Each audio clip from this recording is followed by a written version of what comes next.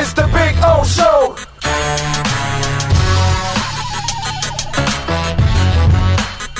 There's just one place to get our biggest discount on a 2024 Acura. Take up to $10,000 off. $10,000 off at Acura of Pembroke Pines, the #1 Acura dealer in the USA. Hi, this is Jeff Welt from Welton Rayom. Dan and I have been in business together for over 22 years. We're not your typical lawyers. When Dan's not working in the office, he's flying his stunt plane. When I'm not in the office, I'm either getting tattooed, bowling, riding a motorcycle, or going to concerts. We might not be your typical attorneys, but we are aggressive attorneys, and we'll do whatever it takes to get you what you deserve. Consultations are always free. Call us anytime, 24/7. Welton Rayom can help. I think I know what this is. Houston, we have a package. Hello? No matter where you are, the Sloman Shield home security system guards your home. With next-gen perimeter protection, 24/7 monitoring, and interior motion sensing. And right now, get a free Sloman Shield security system and doorbell camera, all professionally installed, for free. Shield your world, the Sloman Shield. If you're looking to take your home or business to the next level, then RM Contractors and Custom Drywall can assist you. RM specializes in new residential turnkey, new commercial turnkey, home and office remodeling. Call them for free estimates. Serving all of South Florida, licensed and insured. Call Ray or Mike, 305-345-3649. You work hard to create the perfect atmosphere. You dream it, we'll build it. RM Contractors and Custom Drywall, 305-345-3649 or Instagram at RM Contractors. Over 2,000 Toyotas are in stock and on their way to Toyota of Hollywood. Get our lowest price on every Toyota, including Corolla, Camry, Highlander, Tacoma, and RAV4. Like a 2024 Corolla LE, $19,975. Need credit? If you earn at least $500 a week, we want to say you're approved at Toyota of Hollywood on 441 between Hollywood Boulevard and Sheridan Street. Open till midnight. After 40 years, the Big Cheese Miami is still producing great Italian food. They started in 1984. Since then, they've been winning awards while being voted the best inexpensive Italian restaurant in Miami. Visit them for great food, amazing service. Witness the decades of Cane's memories. The walls are like a Miami Hurricanes Hall of Fame. The Big Cheese delivers anything on its menu or party platter menu to your home, office, or even a park for a picnic. Located at 8080 Southwest 67th Avenue, Miami. Call 305-662-6855. TheBigCheeseMiami.com, where they serve large portions at family prices.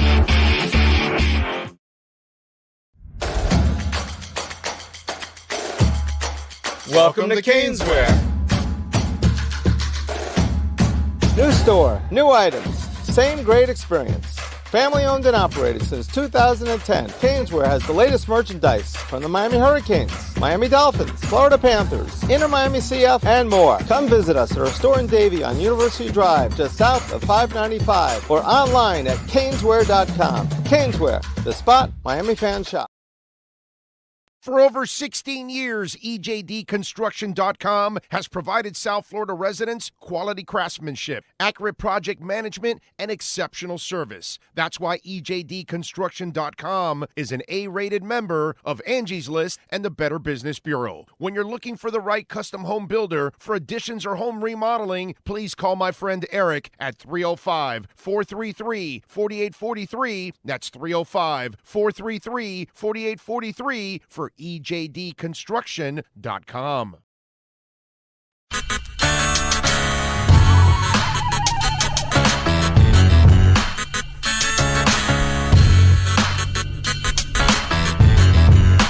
This is the Big O Show. This is the Big O Show. This is the Big O Show.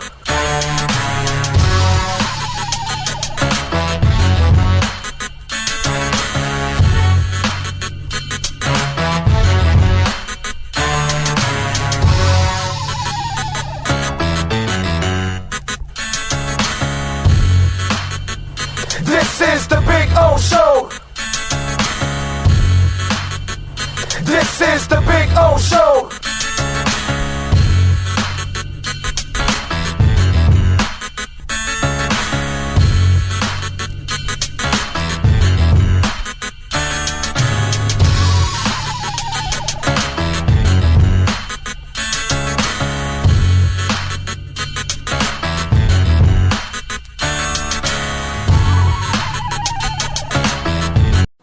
Statements or beliefs expressed on the following program by the host, guests, or callers are not necessarily the opinions of FantasyXS.com, Media Group Inc. ownership, management, sponsors, or website.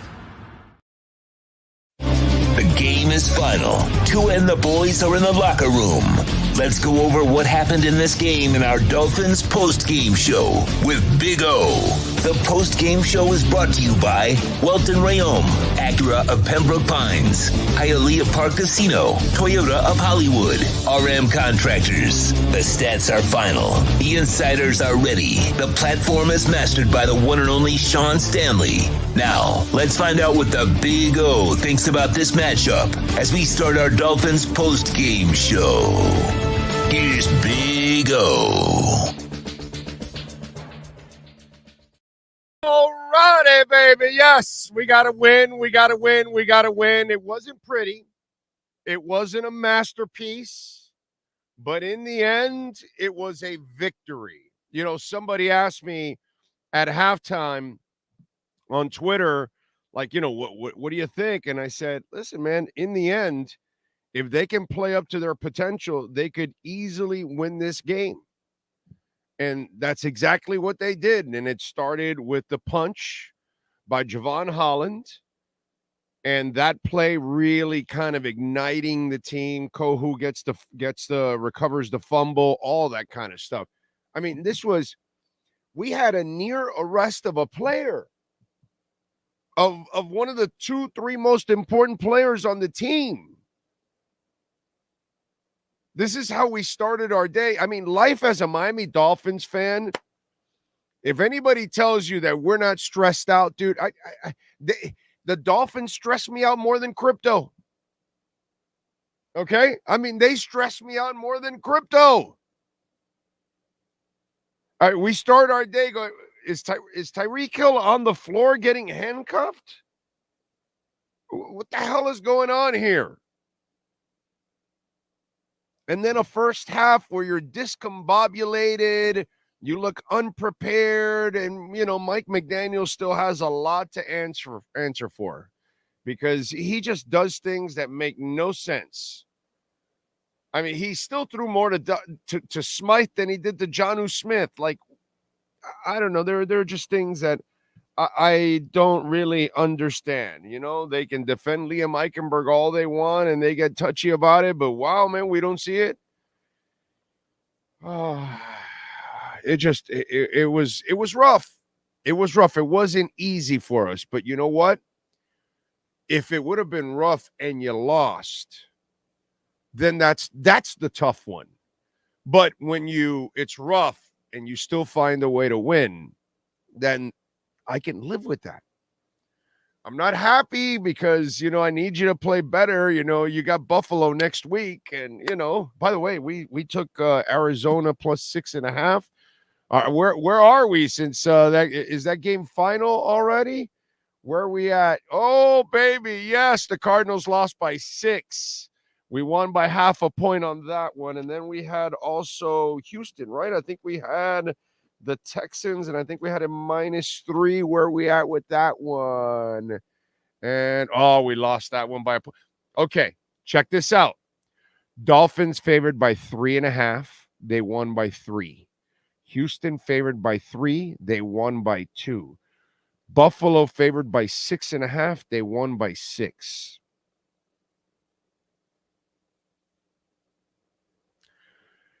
Close only counts in grenades and horseshoes. That's it. Hand grenades and horseshoes, as they say. It's either you win or you lose. But, man, look how close it is. Look how good those people in Vegas are with the math. The Dolphins lose by half a point. Houston loses by a point. And the Cardinals, in my bet, win by half a point. It's absolutely nuts. I didn't bet the Dolphins. That one I did not bet. I kind of was a little bit nervous about the point spread. I thought it would be close, and sure enough, it was close. Jesus Christ, it was too close, and they were way too behind. Now, hey, listen, man, we talked about Ogba playing a factor. He played a factor.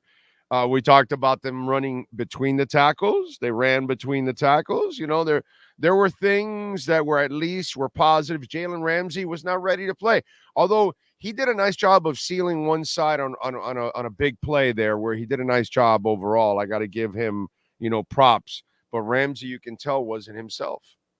Now, maybe this is his way of breaking himself in and saying, I got to get out there and get in rhythm and make my mistakes. I don't know, man. Listen, man, I've never, I don't know about you guys, but I've never been a high-level athlete like that that's playing at the NFL level.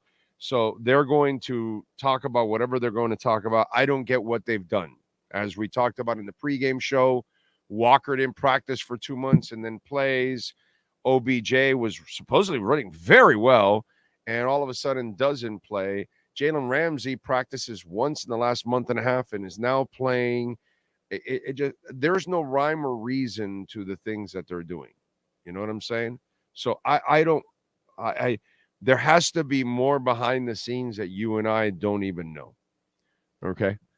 Because even I get to get some info. I can't even figure some of this stuff out. But they won.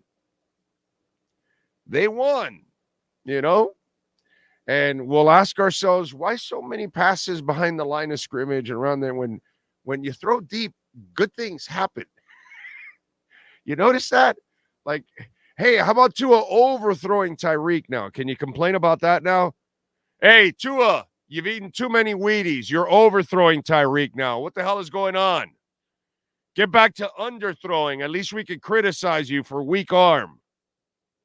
For you Tua haters out there, how do you spin that now, you Tua haters?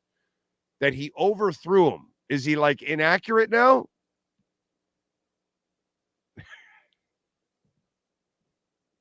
Because if you're going to spin it, I don't know how you're going to spin it. You know what I'm saying? The fact that they became a running team down the stretch here, that was fun to watch. That was good. That was good that they punched them in the mouth all the way down to the other side of the field. I kind of like that. That I gotta say got me a little excited there. That was good. And then here's the other thing, that when I'm watching this game, and I have to be honest, and please, by the way, smash the hell out of the like button. We've only got 114 likes and over almost 900 people watching. Please. This gets it out to more Dolphin fans and all that. And here's where our panic needs to calm down, I think. This is just me. Okay, I'm going to give you an explanation that is going to explain some of the sorry-ass play, the discombobulated play, the fact that guys kind of didn't even know where they were supposed to be, and Tua's got to burn a timeout, and all that stuff that went on. Okay, let me walk you off the ledge while you reach over and hit the like button. Okay, I'm going to give you a nice bit of chunk of love so you can relax a little bit about the ugly play. Okay, but I need you to hit the hell out of the like button, please. Hit the hell out of the like button, please. Okay, now here's where I want you to calm down a little bit as a Dolphins fan. Am I pissed and frustrated with the way they played, the way Mike McDaniel had them lack of prepared? Yes, I'm pissed. Yes, I'm pissed. Yes, I'm very pissed. Okay, I get it, but they still won. They overcame everything. Now, here's the thing. They don't hit a lot. They don't tackle a lot. There's not a lot done. I've been going to training camps for 34 years. Okay? All right, all the way back to two-a-days. Hitting two-a-days. Not these two-a-days now that they have, that they're hanging out with Tua. That's the only Tua you see now. I used to see two-a-days in camp and hitting and tackling and all kinds of shit. Okay? Fighting, everything. You got a feel for a team. They were better prepared. I think a lot of what you saw today was a team that was not used to hitting and tackling, and they hadn't had a tough training camp, to be quite honest. They've had a lightweight camp. And so technically, I hate to say it, but our training camp is still going on right now on the football side, on the football conditioning side, on the sharpening side. So I think that it'll get better in the next couple of weeks because, unfortunately, they were not prepared for this. They do not do enough hitting. They just don't. And there's not enough plays at high speeds, at NFL level games during training camp and the practices and all that. They just don't have enough of them like they used to. So it gets to a point where, now maybe some camps are more physical, but the Dolphins camp, I can tell you as a guy that's been around for 34 years of training camps, they were way more physical 15, 25, 30 years ago. It's not even close. And then on top of all of that, Mike McDaniel gives you off if you have the sniffles. I'm just being honest. So I think this is one of those things that you're kind of going to get in football conditioning and in sharpness as this first month goes on. So I expect them to be sharper next week. And, well, I don't know. It's a couple of days off, but so does the other team. So everybody has to deal with the same shit. But as the next month goes on, I expect them to get better and better in that sense, only because they'll already be doing it now week in and week out. So they'll be able to get in a rhythm that they're not in right now. This was the first time they were able to get in an NFL rhythm. And then because they don't play, the starters don't play in the preseason anymore. They barely play. Remember how it used to be, right? They would play some in the first quarter, in the first week. Then the next week, they would play the whole first quarter. Then the third week, they would play the entire first half. And then they'd come back in the third quarter with readjustments and play, a drive or two in the third quarter, depending on how you answered. If the coach was pissed with the way you came back from the half, he'd make your ass go out there for another round, and then you'd go sit down. If you came out of the locker room and you came out sharp and had a good drive, they'd let your ass down. Remember? That's how it used to be. And then the fourth week was Scrubberini City. That's how it used to be. So now you were increasing your play, some in the first quarter, then an entire quarter, then an entire half into the third quarter, and you were then basically better prepared. And you had two-a-days and you had hitting and all that. And what I saw was a team that wasn't sharp from a lack of that. So I'm not trying to be a homer. I'm not trying to blow smoke up your ass. I'm not trying to spin some negative into a positive. I don't work for any team or any organization or anything like that. And when I did, I still didn't give a shit either, by the way, as you all know. So that, to me, I call it like I see it. And so I'm going to give them the benefit of the doubt in that sense, that I expect the players to be much sharper, as the next couple of weeks. And unfortunately, this is the game that we live in. This is the life we live in. The good thing is you've added, a game. Now you're going to add you'll add an 18th game eventually, and you'll add an extra bye week and all that. That's all coming. So it's going to buy you a little time for slower starts where it, back when it was 16 or back when it was 14, games were really, really precious because you only had a few. Now you're kind of buying yourself a little bit of leeway here as you keep adding games at the beginning. So you buy yourself a little bit. Now, here's the thing. Let me give you the beauty. Okay? The beauty of winning this game. Okay, let's start off with the beauty of winning this game. This is not the game that cost you the division. This is not the game that cost you a bye week. This is not the game that cost you the conference title. This is not that game. This is not the game that keeps you out of the playoffs. Because if you lose this game, we go back and we think of Tennessee. Because Tennessee is that game that you should have won. You should have beaten Baltimore, too, if the old man would have blitzed Lamar. Maybe you would have had a bit of success because that's what you do with that guy.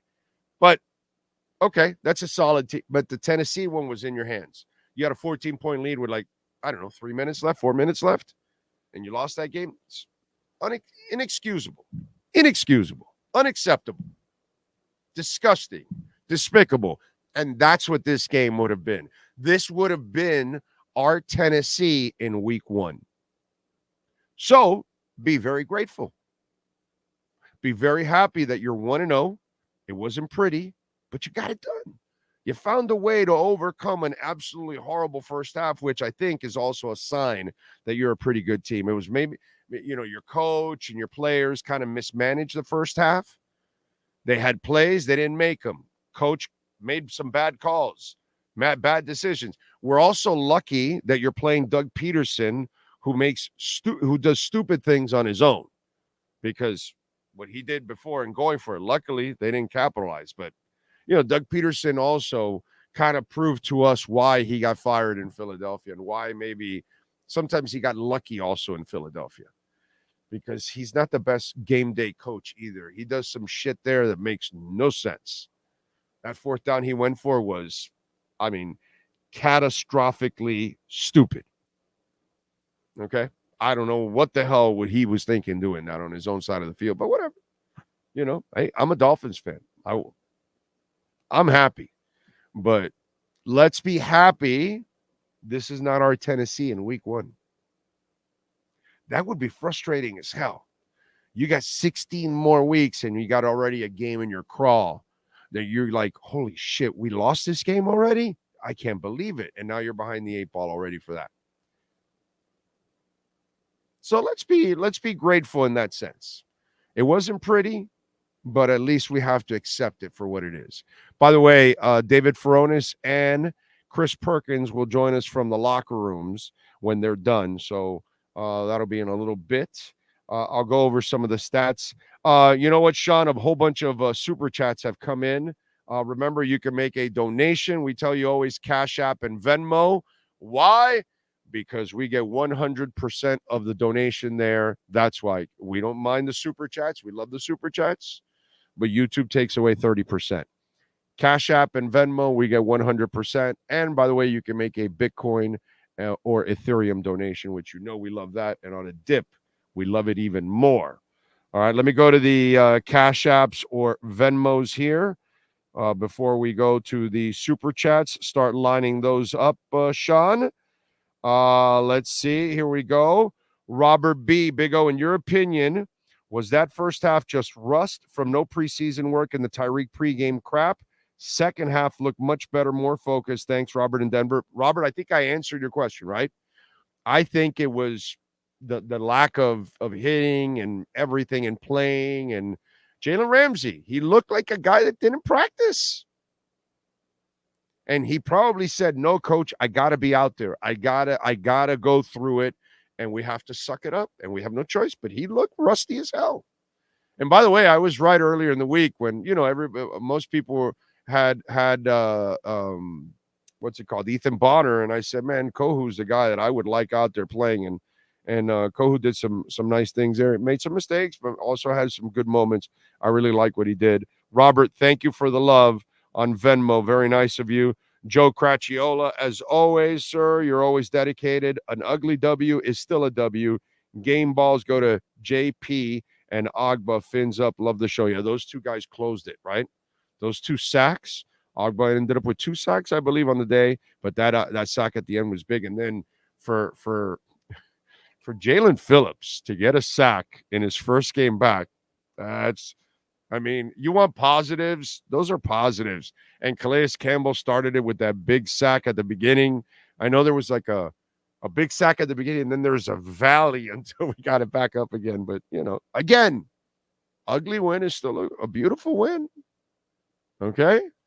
The Mona Lisa is still worth a lot of money. And she ain't very, very pretty, But it's worth a lot of money. And when the Dolphins win the Super Bowl this year, we're going to go, and it all started with a Mona Lisa in week 1. Peter German, thank you, sir, for the love on Venmo, Cash App or Venmo. Cash Big O Show, that's Cash Big O Show. He says, big win. Defense showed up. Whoever said not to worry about the O-line needs to rethink it. Yeah. Now, again, maybe they get better too. Robert Jones didn't look good. Eichenberg didn't look good. Austin Jackson, I'm not going to take shots at him, but he did allow a sack. So, we've got to call it like we see it, right? That's what we do here on the show. But thank you all. Cash App or Venmo at Cash Big O Show. That is Cash Big O Show. Cash App or Venmo. And on Cash App, because we just did Venmo, Jack Roldan. Thank you, sir. For McDaniel finally ran the ball towards the end. Yes. And it was super gratifying watching him run, because closing the game out running the ball is it's sexually arousing as a Dolphins fan. Okay? I got to be honest. I just love the fact that they were able to run the ball at the that just like I told my wife after, look out for tonight, sweetheart. Look out. Look out. I'm turned on right now. They ran their ass over at the end there to win that game. That was beautiful. That was beautiful. See, now here's the effed up part. How do we complain about the line, right? And then they go do that at the end of the game. Somehow or another, the offense woke up and said, wait a minute, hold on a second. We could do this. And they ran the ball right down their throat. They ran down the middle. Because I know you guys were like, wait a minute.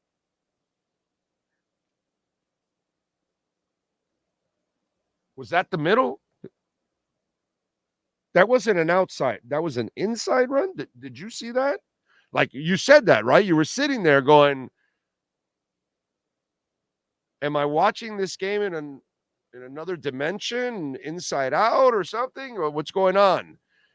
And that was amazing. That was pretty damn sweet, dude. I got to say, that was pretty damn sweet. I freaking love that. It just got me so excited. Phil Montgomery gets me even more excited. He makes a Bitcoin donation on Cash App. Thank you, sir. Thank you, thank you, thank you. Very kind of you. Cash App or Venmo at Cash Big O Show. That's Cash Big O Show. And he says, thank you, Big O. Fins up. Yes, sir. Thank you, Phil. Thank you for the Bitcoin. Very kind of you. All right, Sean, start off the super chats. What do we got going on? Who's first? Cy, love all. Ugly, but I'll take it. We'll take it, Cy. We'll take it. 1-0. Nobody asked how it was scored or what in week 8, right? It's 1-0. 1-0. You won. They lost. That's it. Your buddy's a Jags fan? Nothing. Close only counts in horseshoes and hand grenades. That's it. You either won or you lost. In betting, in investing, and in sports, there's no close. You either win or you lose. We won. That's all that matters. I'm with you, Cy. Next up. It is True Fin Fan. How does my prediction look? Pretty close. Yes, sir. Yes, sir. Very close. Thank you, True Fin Fan. I appreciate you immensely. Kevin B., our defensive MVP of the game. Holland, our offensive MVP. Achan, worst player of the game. Durham Smythe. Wow, he was terrible. Like, why did you sign Jonnu? And I know the kid dropped one, but still, I'm using Julian more and more. I don't know why you're doing with Durham Smythe, dude. He did have a nice block. Guys, wait till Chubb gets back. I know, right? And wait till everybody's in a groove. You know what I mean? They didn't even use Kamara in this game. He was inactive, and I really wanted to see him. All right, next up. It is Vinny. Big O, new job. Can't listen live during the week much anymore, but Phillips looking great off the Achilles, and Waddle looks shorthanded. Yeah, man. And he took some hits early on. He was so pissed. Okay, why is it that our players have to go get checked out all the time? Right?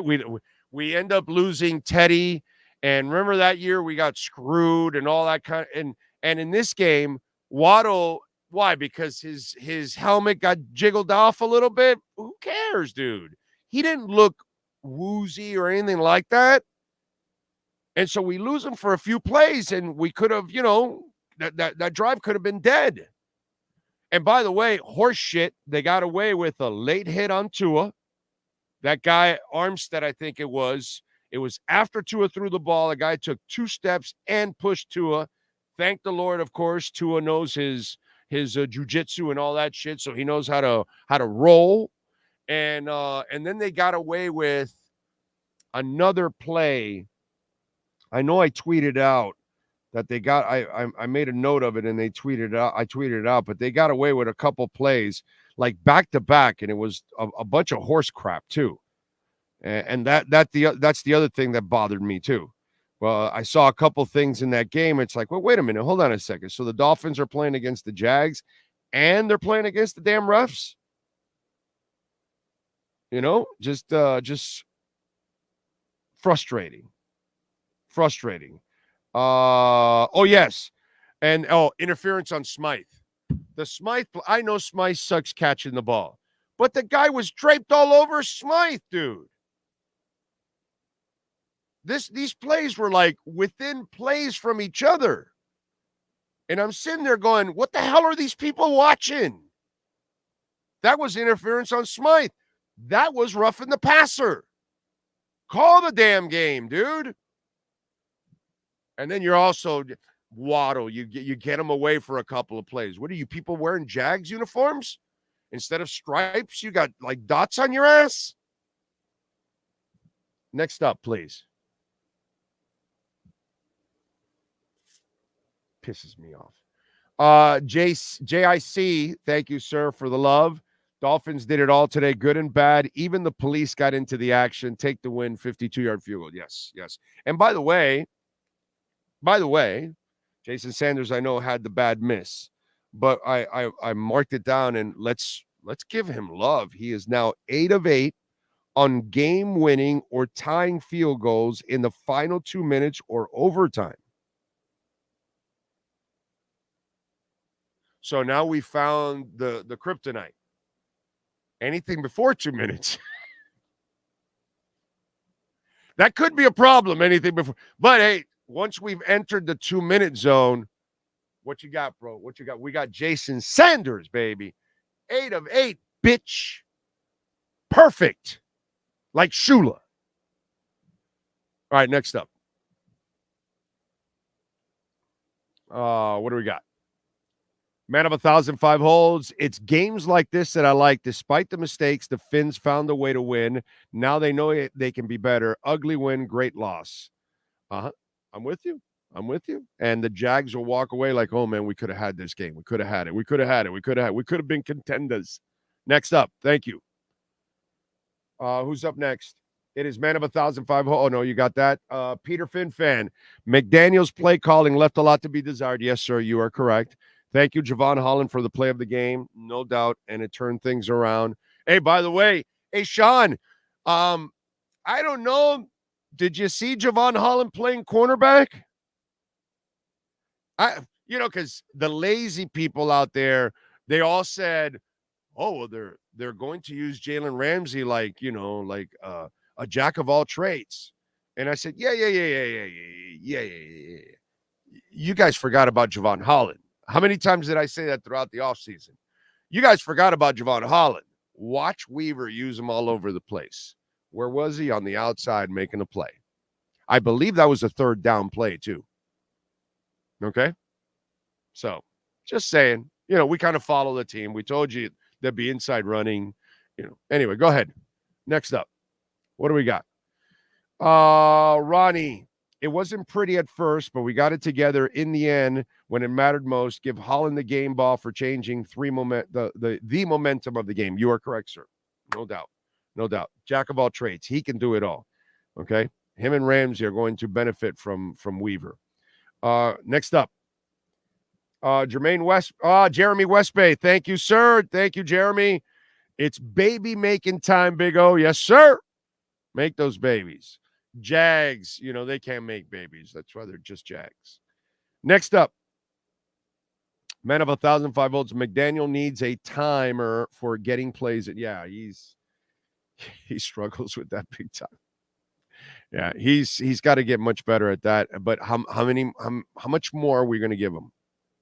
He has to turn the corner this year. I talked about this in the first half. I tweeted it, and you should follow me on Twitter at Big O Show, because during the game and stuff like that, I'm filling you guys in on some of the stuff. I tweeted out, you can tell that it's a mismanagement of the roster in the first half. It's not that it's a bad roster, it's a mismanagement of the first half. If they actually play to their potential, then they can win the game. And that's exactly what they did. So, yes, and we have to say that McDaniel, we like him personally.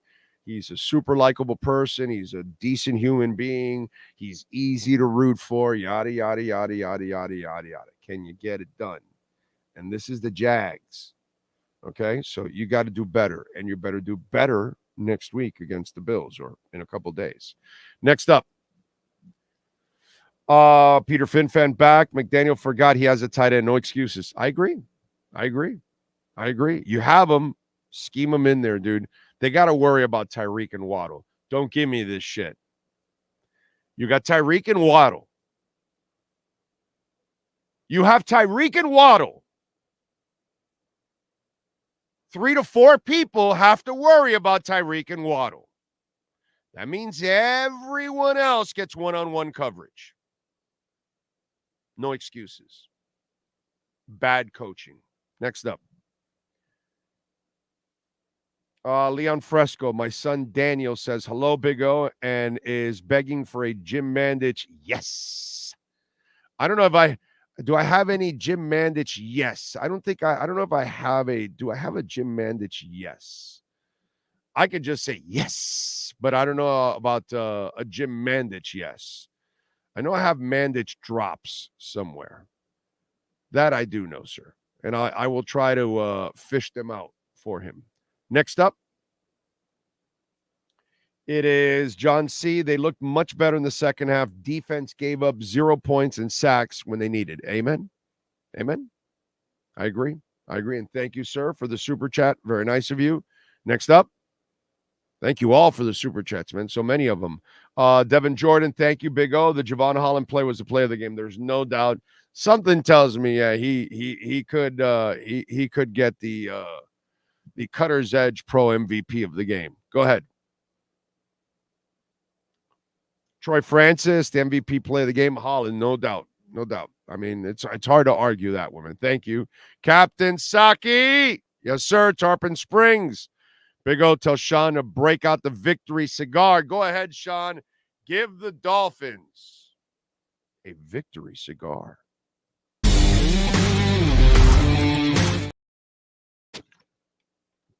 There we go. Thank you, Captain Saki. Next up, it is Bobby. Who is that who can cover? Seems like more of the same. He did all right today. I know he got burned on that one play, but he's also the one that recovered the ball in the end zone. He made a couple of really good tackles. He's a good player, man. I like Kohu. He's just a young player, and he's got to grow. He's not polished. He's not a finished product, but I think you got to give him some time. Remember, he's a Division II kid. Okay, that was forgotten pretty much last year. So it was like Austin Jackson's first 2 years and Tua's first 2 years, like an absolute waste because you didn't have people that can really help you. Next up, by the way, Cash App or Venmo at Cash Big O Show. That's Cash Big O Show. Cash App or Venmo. I'll go to Cash App or Venmo right now. Chris Trevez, just wish we threw vertical more. Too many swing passes. Yeah, I completely agree with you. The when you went downfield, you had more success more often than not. I didn't understand the love affair with everything underneath. In their game plan, they must have thought that they could take advantage of the Jags that way, but I just didn't understand. And they had some success with it at times. So you got to give them some credit, but I agree with you. They did not unleash the the forward passing game enough with Tua and the boys. I completely agree with you, sir. Anthony Lizzie on Venmo. Thank you. Cash App or Venmo at Cash Big O Show. That's Cash Big O Show. And you can make a Bitcoin or Ethereum donation. Not sure how we pulled it out, but I'll take it. Confused a bit with the offense outside of a few big plays. Too much stuff behind the line of scrimmage. We're all on the same page on this. The back of the, with all that speed, you can create all those mismatches. Why are you? Okay, so you have speed that can absolutely split up the field. Why do you choose to use your speed behind the line of scrimmage where then you limit the space that you're working? You know, Sid Gilman, who coached the San Diego Chargers back in the AFL days, he said the field is 120 yards and 52 and a half yards wide, I think it is, right? Something like that. We plan to use every inch of it. So if you start looking at it in a mathematical way, okay, if you're only going to use the half circle of the pie and you're not going to use the other half of the pie, then what are you doing? There's a whole field up here. You choose to use everything under the line of scrimmage. So that you're already putting your players at a deficit. You have players that can gain forward yardage faster than anyone else collectively in the NFL. Collectively in the NFL, both Waddle, Tyreek, and Jonnu Smith collectively in the NFL might still be the three fastest dudes in the NFL. Not singularly, collectively. They're not there. I don't know if there's two receivers and a tight end anywhere in the NFL that are faster than those three right now. So if you have that, why aren't you spreading it out and forcing the defense to cover the field? Why are you restricting yourself and then they can bottle you down? And so all they have to do is cover gaps instead of covering an entire field. The math doesn't jive, and I'm an idiot. Okay? Mike McDaniel's a genius. Peterson's a genius. Andy Reid's a genius. Shula's a genius. I'm a jerk. I don't know anything.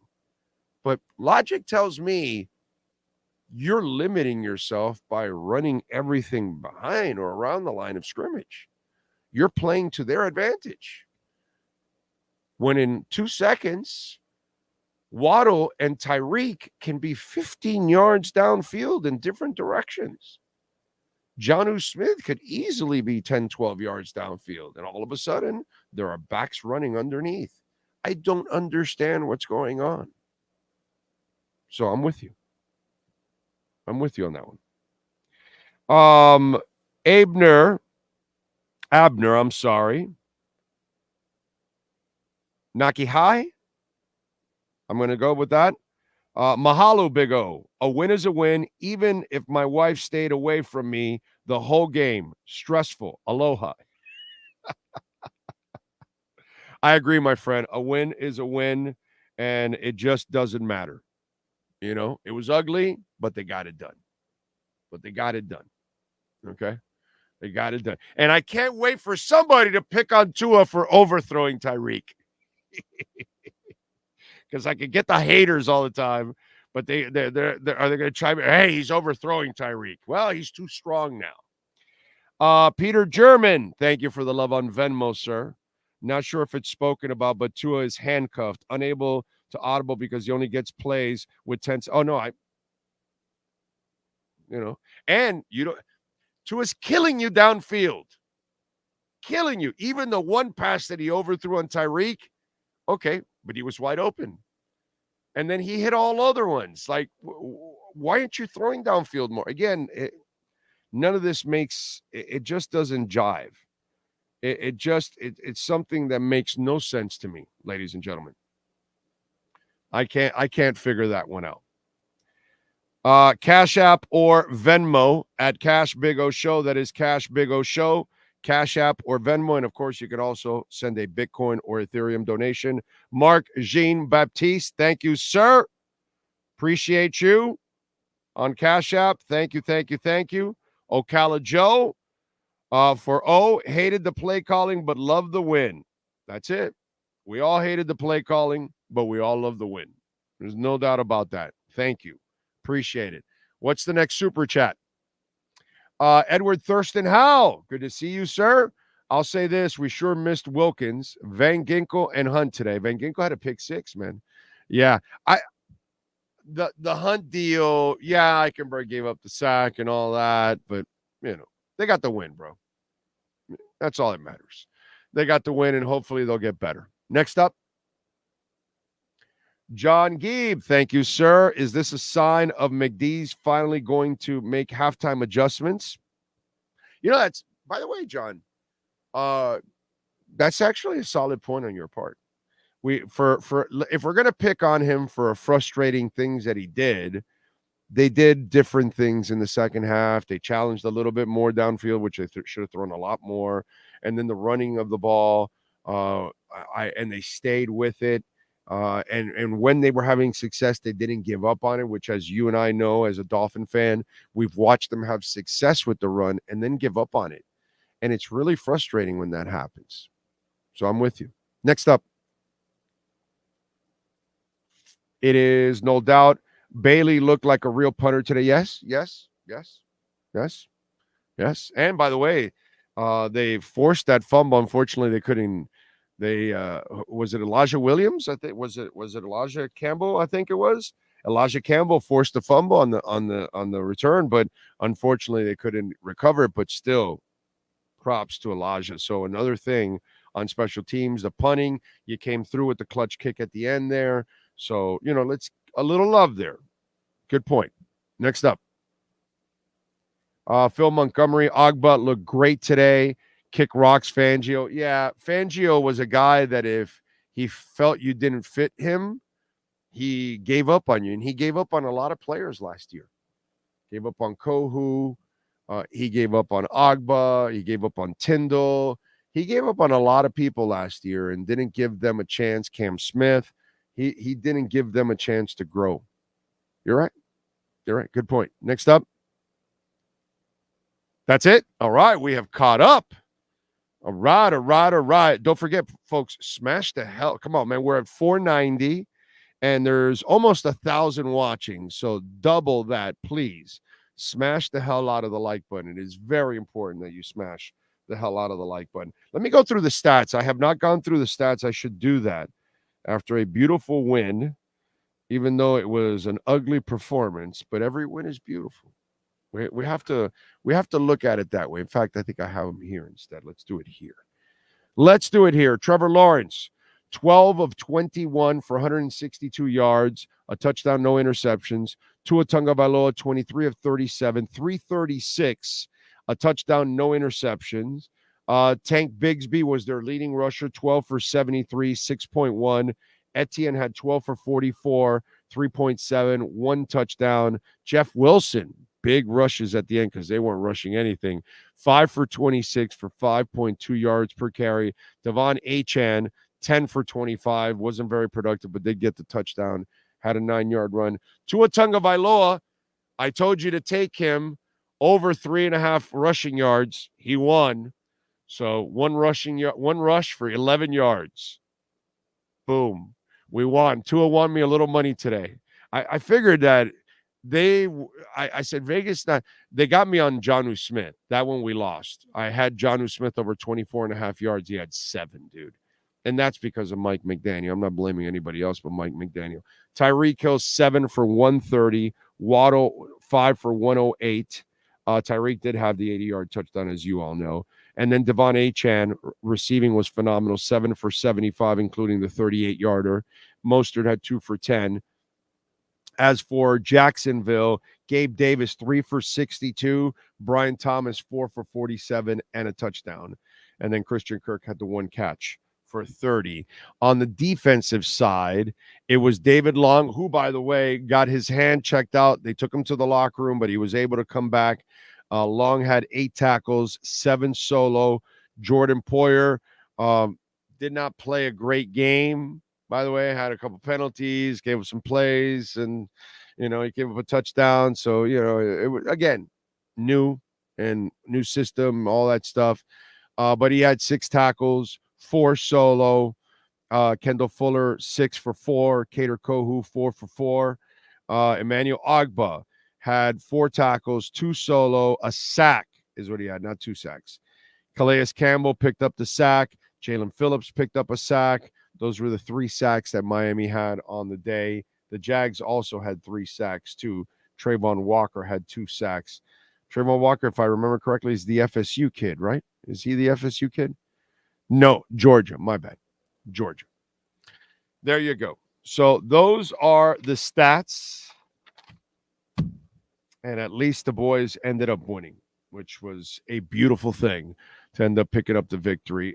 Frankie Fresco. Let's see.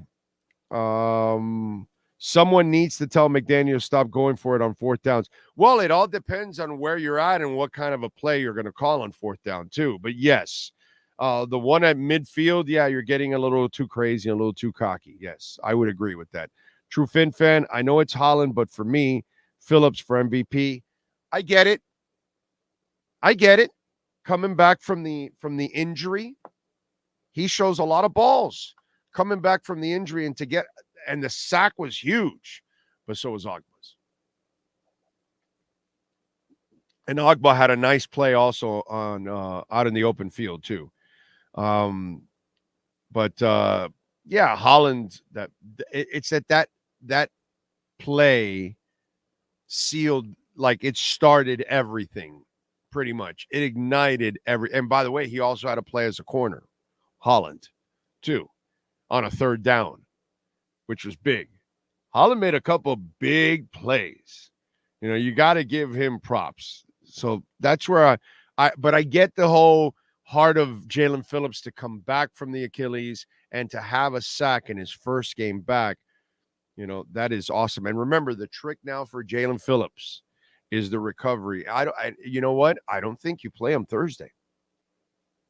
I think that's why. Ooh, I just thought about it. Wow, it just hit me, dude. It just hit me. That's why Kamara was inactive. Jalen will be inactive on Thursday, and they'll play Kamara. And that way you don't play Kamara 2 games or Jalen Phillips 2 games. Or if you're going to play only Jalen Phillips 1, you need somebody else and use somebody fresher. So you keep Mohammed safer. Remember when, now that I think about it, wow, now, whoa. That's why you play Jeff Wilson. That's why you keep Jalen Wright inactive, because you can use his ass up on Thursday. Kamara, you keep him fresher so you can use him more on third. Now I'm picking up on it, dude. Now I'm picking up on the method behind the madness. It's a chess game, folks. I just picked up on it. Now I understand what was going on because I was frustrated. I'm going, and I know, and by the way, kudos to Wilson. He came through at the end here. But still, Jalen Wright could have done all of that. But now we know.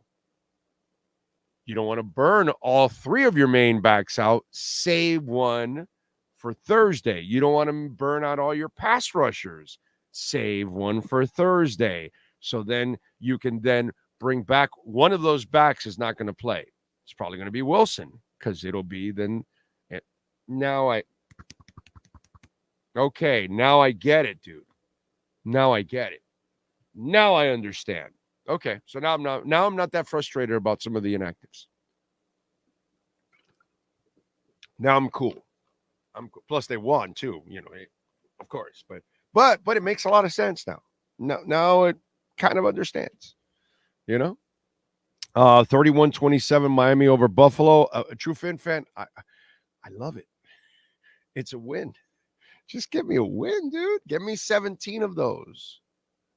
You know what I'm saying? I need to add stuff here to the back. A Super Bowl would be nice. Plus, I don't know. Sean was telling me something about he would like to cover the Dolphins in the Super Bowl. Right? Is that what you were saying? Something like that, Sean? That you would like to be covering the Dolphins in the Super Bowl? Yeah. He would get slightly excited about that.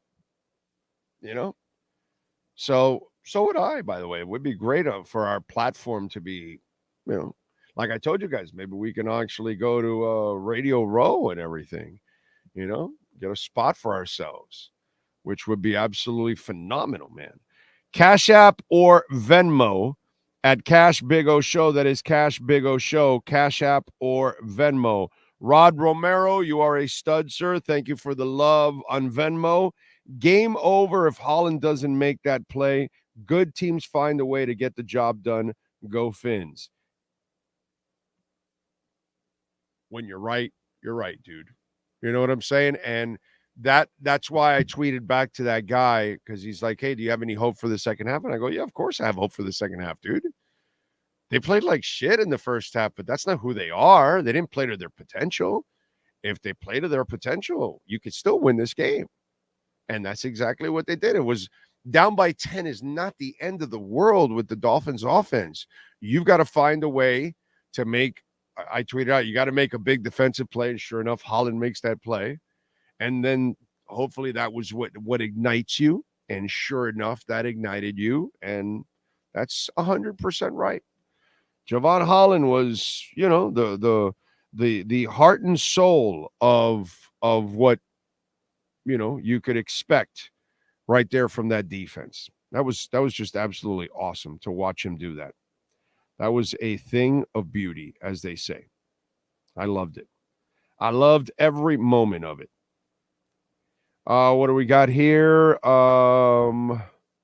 Toby Morino.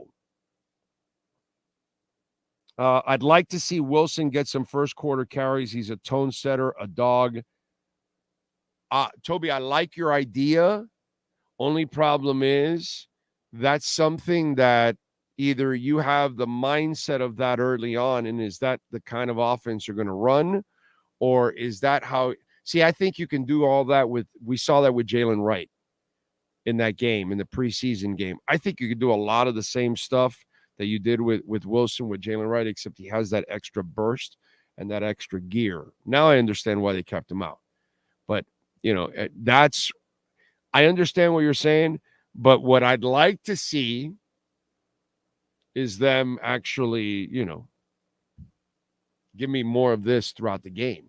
And Toby, if we saw it against Buffalo, we saw it against Green Bay, we saw it against the Ravens, there were moments where you're having success, and then all of a sudden, Mike McDaniel stops running. And today he said, no, we're going to keep running, and we're going to position ourselves to get that field goal. And I like that. But that's an attitude. And then here's the flip side of that. We can pick on the line because there's a lot to pick on, but at that moment we have to give everybody along the offensive line and the tight ends and receivers and everybody, they did their job, man. That was fantastic. That was awesome. That was really fun to watch. For them to do that was absolutely awesome. Greg Sashi, thank you, sir, for the love on Venmo. Love it. Thank you for the win. I appreciate that immensely. By the way, we're going to be joined by David Furones and by Chris Perkins shortly. We'll get their thoughts. Tua staying calm in the pocket under pressure was a sight to see. Fins up. Justin, that's who he is, dude. I'm not. Tua's the guy that I've never been worried about. I wasn't worried even with the concussions. I said, bro, he has to just get rid of the football. That's all it is. Learn to get rid of the football. You can't hang on to it for 4 or 5 seconds. That's suicide in the NFL. And that's what he was doing. He doesn't do that anymore. And he gets rid of it. And I love the 11-yard run because now we're going to see more of that.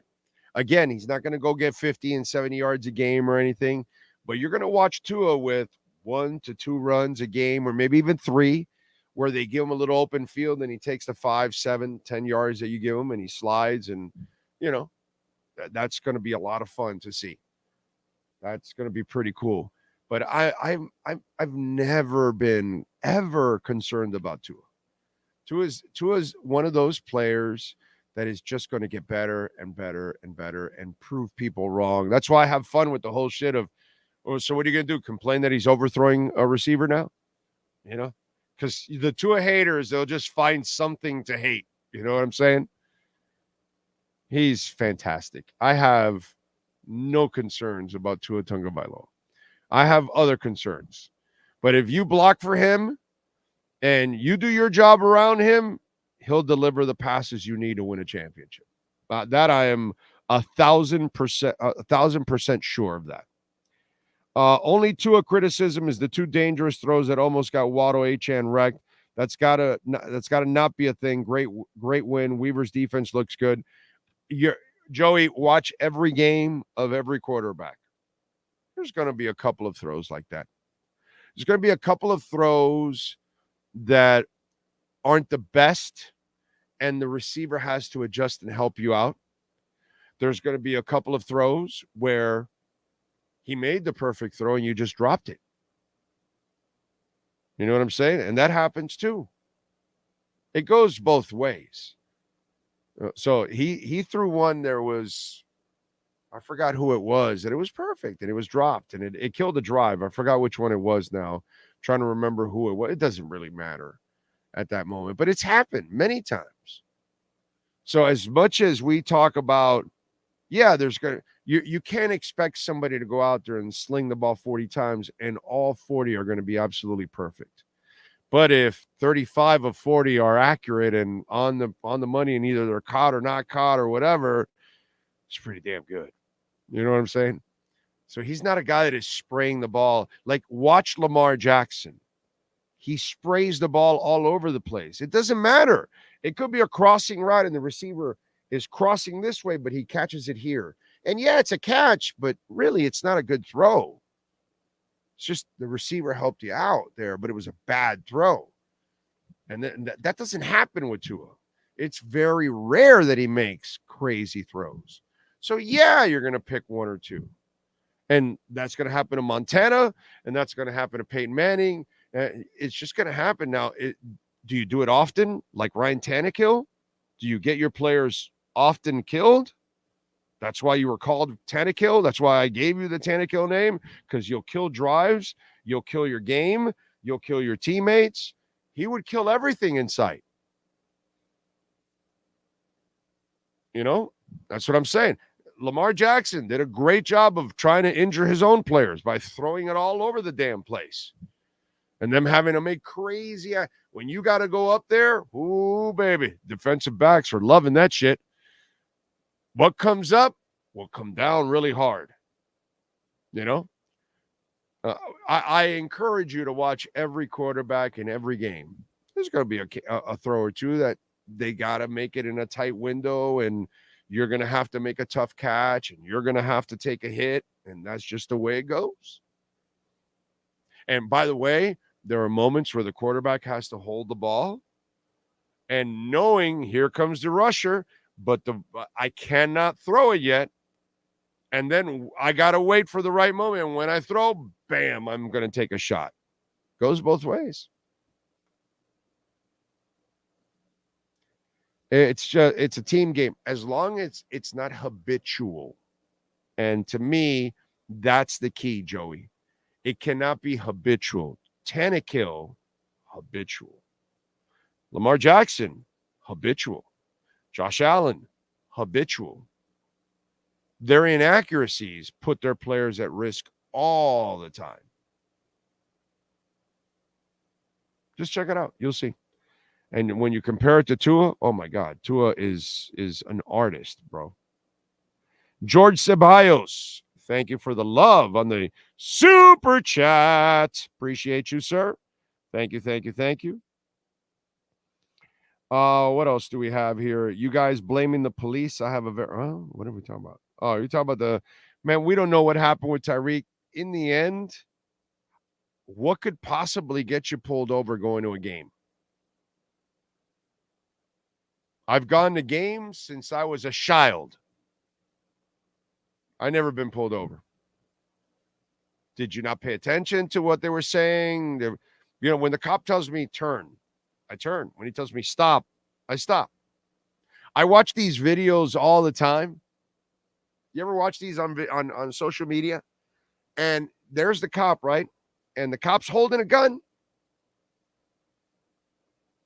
And he's telling you, sit down. But you don't want to sit down. He's telling you, put the bat down. Put the machete down. But you don't want to. He's telling you, hey, can I have your driver's license? But you don't want to. It's like, I can't help you. It's like, all you got to do is listen. You're not going to win the fight ever, right? But it's pretty cool. Like, you just, like, do whatever the hell they say. What are you going to do? You don't win that argument ever. So I'm wondering what he did. Where was he a smartass? You don't think that Tyreek is a smartass? We're talking about a guy that attacked an old man at a pier. So, listen, let's put it this way. I understand that the police has very little credibility, but Tyreek has none. Okay? Again, the Neanderthal football fan that wants to forgive anything because the athlete can score points and dunk and score goals and whatever they do for you, and you forget about it. Bottom line is, Tyreek Hill seems to find himself in these situations all the time, one way or another. Don't know why, but I'm not going to sit here and try and defend him in any way, shape, or form. I'm not trying to defend the cops either, but I ain't defending Tyreek Hill. Okay? I'm done with that shit. He's an excellent football player. It ends there. That's it. He doesn't know how to handle himself outside of a football field. Those are the facts. So if any of you little wussies are on the chat board and you feel like you need to defend him, or you feel offended because he's committed another offense, you know what I mean? Stop being pathetic. Okay? Tyreek Hill deserves no defense, and maybe he was completely in the right here. But unfortunately, his track record has earned him zero credibility. He has beyond none. Okay? Beyond none. He has no credibility whatsoever. Zero. All he is an athlete that is exceptional at playing wide receiver. That's all. And he actually can't even be counted on that all the time either. But please, there's no defense of him off the field. He's been here a very short time and has committed more infractions than Teron Armstead's entire career 4 times over.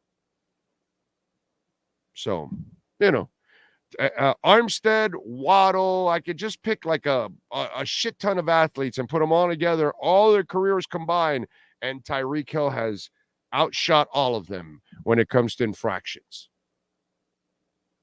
So enough already. So if there's, I haven't read any of it, but just because I can already kind of predict it, the pathetic fan that tries to defend any of this, come on, man.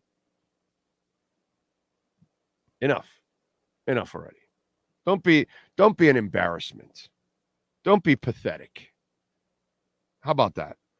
Furones is coming up in just a second, so we'll talk to him straight from the locker room. We'll get the latest there. All right, let's do this, Sean. Give us a 1-minute break here so we can come back with David Furones and our Welt and Rayom Miami Dolphins postgame report.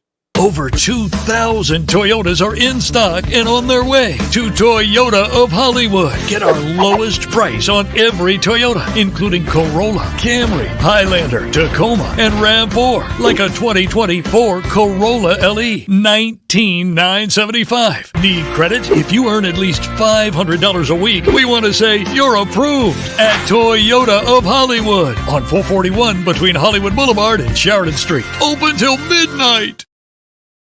If you're looking to take your home or business to the next level, then RM Contractors and Custom Drywall can assist you. RM specializes in new residential turnkey, new commercial turnkey, home and office remodeling. Call them for free estimates. Serving all of South Florida, licensed and insured. Call Ray or Mike, 305-345-3649. You work hard to create the perfect atmosphere. You dream it, we'll build it. RM Contractors and Custom Drywall, 305-345-3649 or Instagram at RM Contractors.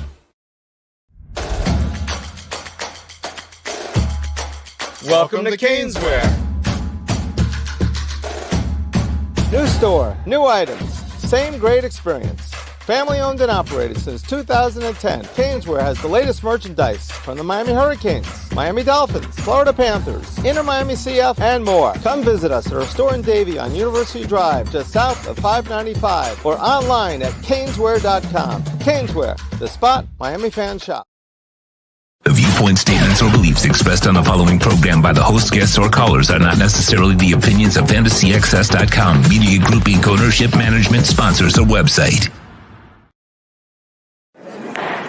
All rise, football fans, as the Welton Rayon Miami Dolphins report with David Furones is in session. Welton Rayon has more than 62 years of litigation experience handling insurance disputes. They are committed to resolving even the toughest insurance claims quickly. Call them for a free consultation. 954-966-4646. Here's Miami Dolphins insider David Furones. All right. There he is. And, of course, our friends at Welton and Rayon, they do an awesome job. If you need... Listen, let me tell you something. If you think you have a case, please call our friends because you just never know if, the statute of limitations has run out and the consultation is completely free. Jeff Welt and Daniel Rayon, 954-966-4646 for Welt and Rayon. Bankruptcy, condo damage, criminal defense, personal injury, homeowner property damage, but they can't help the Jaguars. Sorry. Yep, they're going to have to take that loss. So that's all. That's what happens. But please call our friends at Welt and Rayon. All right, David. This was a game that filled up your notes there, huh? Right from the beginning with Tyreek Hill and everything. What do we know about the clown show that happened before the game? Boy, yeah, you're right about that. And maybe Welton Rayon can provide Tyreek Hill some assistance as he'll now be delving into this legal matter. But, that Tyreek Hill told us after the game he was pulled over for speeding as he was coming into the stadium. And then that he was just so surprised how quickly it escalated. With him then finding himself in handcuffs, and he couldn't believe that an officer was then, was forced. So he didn't deny the speeding. The speeding, never denied the speeding. No, so said that was the reason given him to be pulled over, and then was just surprised at how quickly everything escalated. Then Calais Campbell was nearby. He was also eventually detained as he was trying to de-escalate the situation as he was up here telling us his recollection. And then at some point he was told that he was not following a direct order from a police officer, and then that ended up in his detainment as well momentarily. But I'm laughing my ass off because I just had a conversation with everybody out there that I watch these videos all the time, and the cops tell you to do something and you just want to refuse. No, dude, no. If they tell you to do something, God damn it, do it, bro. Period. There's no excuses. Just do it. You never win this argument. And by the way, if you're speeding, the hell speeds in a football game? Now, it's very difficult to speed going into the stadium, the way the constraints are. So where in his traffic mind, itself. how does he think that this doesn't escalate? Yeah. They just had an incident where they bum rushed the entire goddamn stadium in a soccer game. You know, people got to use their heads. I know Tyreek doesn't. I get it, but you know, this is all entitlement bullshit that comes from all of this, bro. That's what it comes from. So But does that ever get to the point of actually a person who, if let's just say you or I or any fan comes in, and sure, in one of the roads leading into the tailgate areas, the parking lots, whatever it may be, then yeah, we go a little bit over the speed limit. A cop pulls us over. Should it actually ever be expected that it gets to the point where you're out of the car and now all of a sudden you're being detained in handcuffs? I mean, wouldn't a ticket suffice? Is the other side of this? Do you know what he told the cop? Do you have any idea?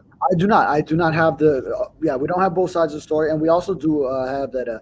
Miami-Dade Police is putting one of the officers involved on administrative leave duties for the time being while they continue to investigate. So a lot of information still has to come out, and we still have to hear all sides. I'll give you an example. I was pulled over last week, actually. I was coming through Chrome Avenue, 177 and 8th Street, and a Mitsuki cop pulled me over. Okay, so I'm like, hell, I was speeding. Where I'm like, I have my seatbelt on. What's going on here? You know? So I'm already I'm a little pissed already at this point. But I know, hey man, there's a cop. I gotta do what he says. And he pulls me over, boom, he walks over and he says, hey, you know why I pulled you over? I go, oh, no, sir, I really don't. And he goes, well, your tag. And so I have this plastic over my tag, and apparently it's like 4 years old now because my car's 4 years old, almost 5 now.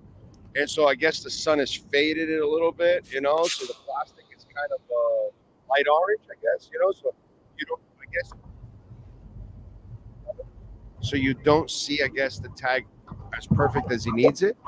And I said, all right, no problem. And so I gave him my license and my registration. What am I supposed to do, right? So he comes back and he wanted to run my license to make sure that I didn't have anything bad. And then he just gave me a break and I went on my merry way. But at that moment, I cannot be a dick about it. And so you got pulled over. So why were you speeding? Were you late? So are you agitated that you're late? And then, hey, I'm Tyreek Hill, let me through, or what are you doing? So if it leads to you getting handcuffed, that tells me, and I'm dying to see the video, I'm assuming you weren't as cooperative as you should be. That's what I'm going to assume. And with your track record, I'm really going to assume that, actually. Yeah, Tyreek does have a track record, so we do know that, and a lot of this, it's just it would be a lot of speculation at this point. We don't have the full interaction. All the phones and video cameras, they start picking things up once things escalate to a certain level where, oh, this is going to make viral social media video and people start recording. But well, I mean, if Tyreek Hill is detained, then obviously that's a news story, newsworthy anytime. But yeah, so we don't have the full clarity on the interaction from start to finish, how it all got to that point. So yeah, it would be a lot of speculation as far as right and wrong, who helped get it to another level that it didn't need to get to. So I'm sure the truth probably lies somewhere in the middle on all of this. Yeah, but like I said to everybody else before you came on, the sad part about all of this is Tyreek has zero credibility.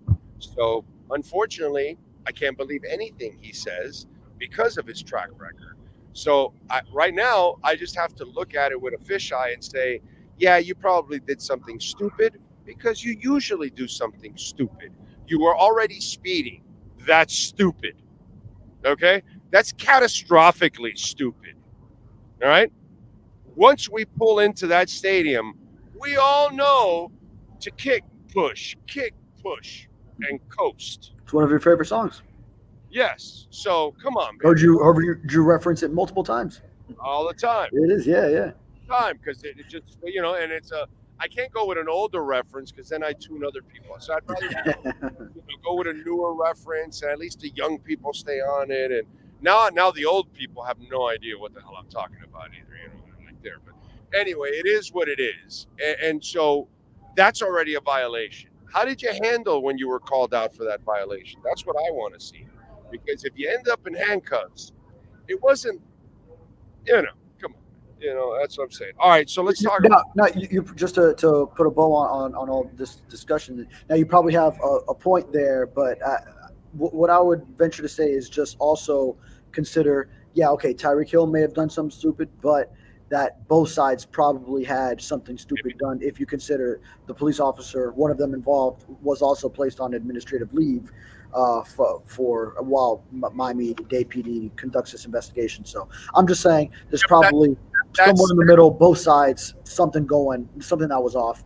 I feel like you're putting a lot more of it on Tyreek Hill himself. I'm putting a ton of it on both sides. I hear that. Yeah, he's constantly a moron. So he gets, dude. He has no breaks here. Nothing. He gets no benefit of the doubt. Was that a double meaning there that you just try to pull off? Yeah. He forget about that. He lost the benefit of the doubt a while back with me a long time ago. I get that the cops have no credibility at times. I understand all of that. But at the moment, I'm just going to look at Tyreek until proven otherwise. I'm going to say, he did something stupid again, and then we'll see, how it all settles in. When it's all I know that the cops are far from perfect and they screw up all the time. But I am talking about Tyreek Hill, who's a constant screw up. Okay? By the way, and I'll mention this, is a constant screw up of what you know. Right, I get what you're saying. How much do we not know? Yeah. What you don't know. Mm-hmm. Anyway, so let's get to the game. Let's talk about the game. Not practice, but a game. How do you look at the first half to the second half? Because I was saying, maybe this is just a team that doesn't hit much. They don't tackle at all. They don't do much. They give everybody days off. They're soft, for their practices and all that.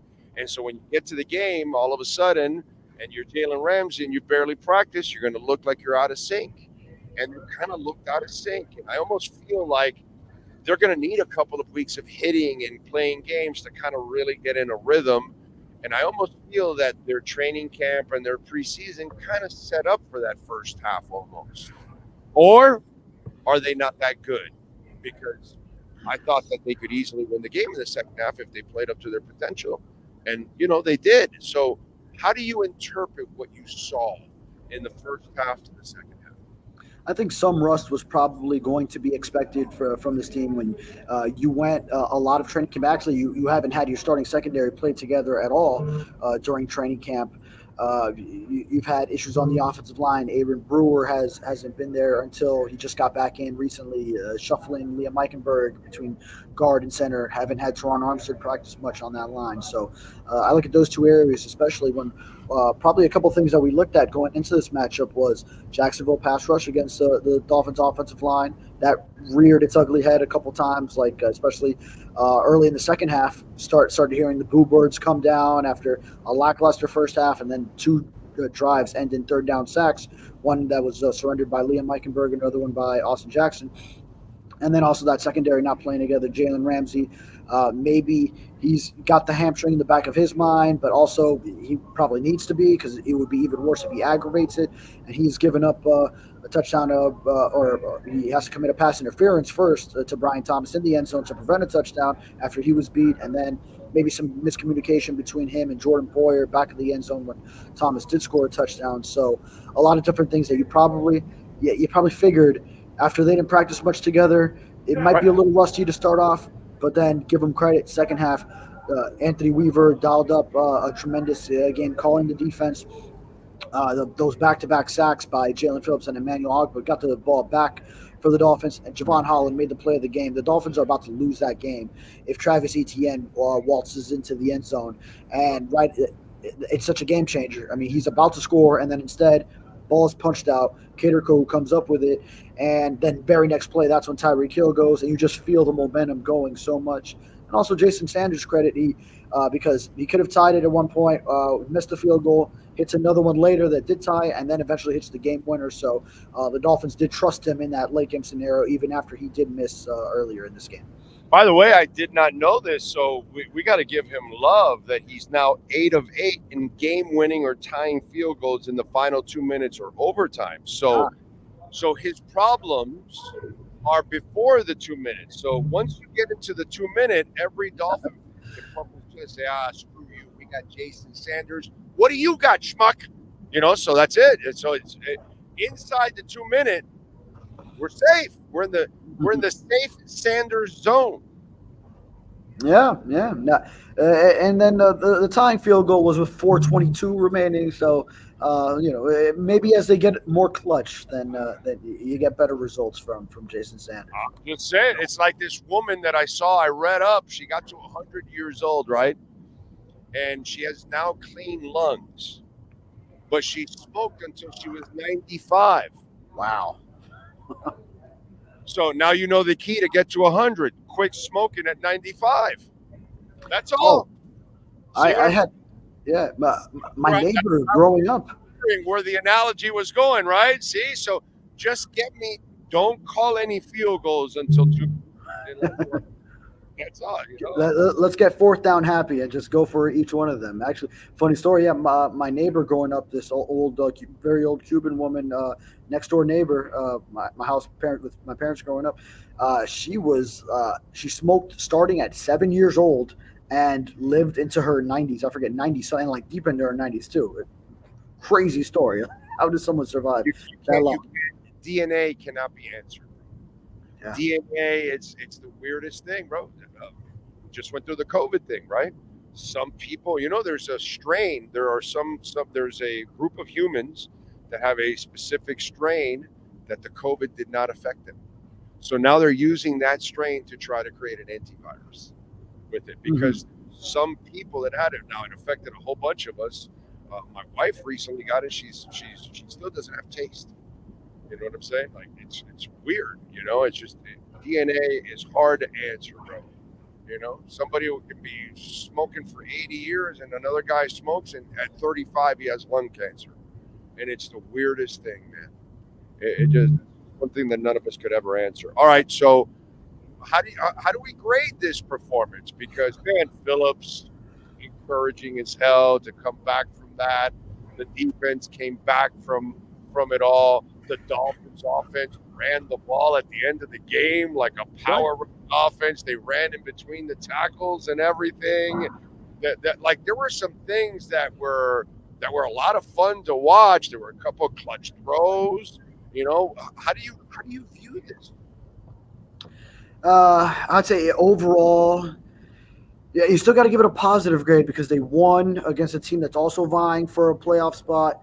So I don't want to go too far, and so I'll go B- overall when you consider the entire scope of the game, of just how bad certain parts of it looked early, but that also there's an intangible that they showed in this game is it's the resolve to answer when something goes wrong. So Tyreek Hill was telling us when he was posed this question is y'all got to get another narrative because that all that were front runner stuff.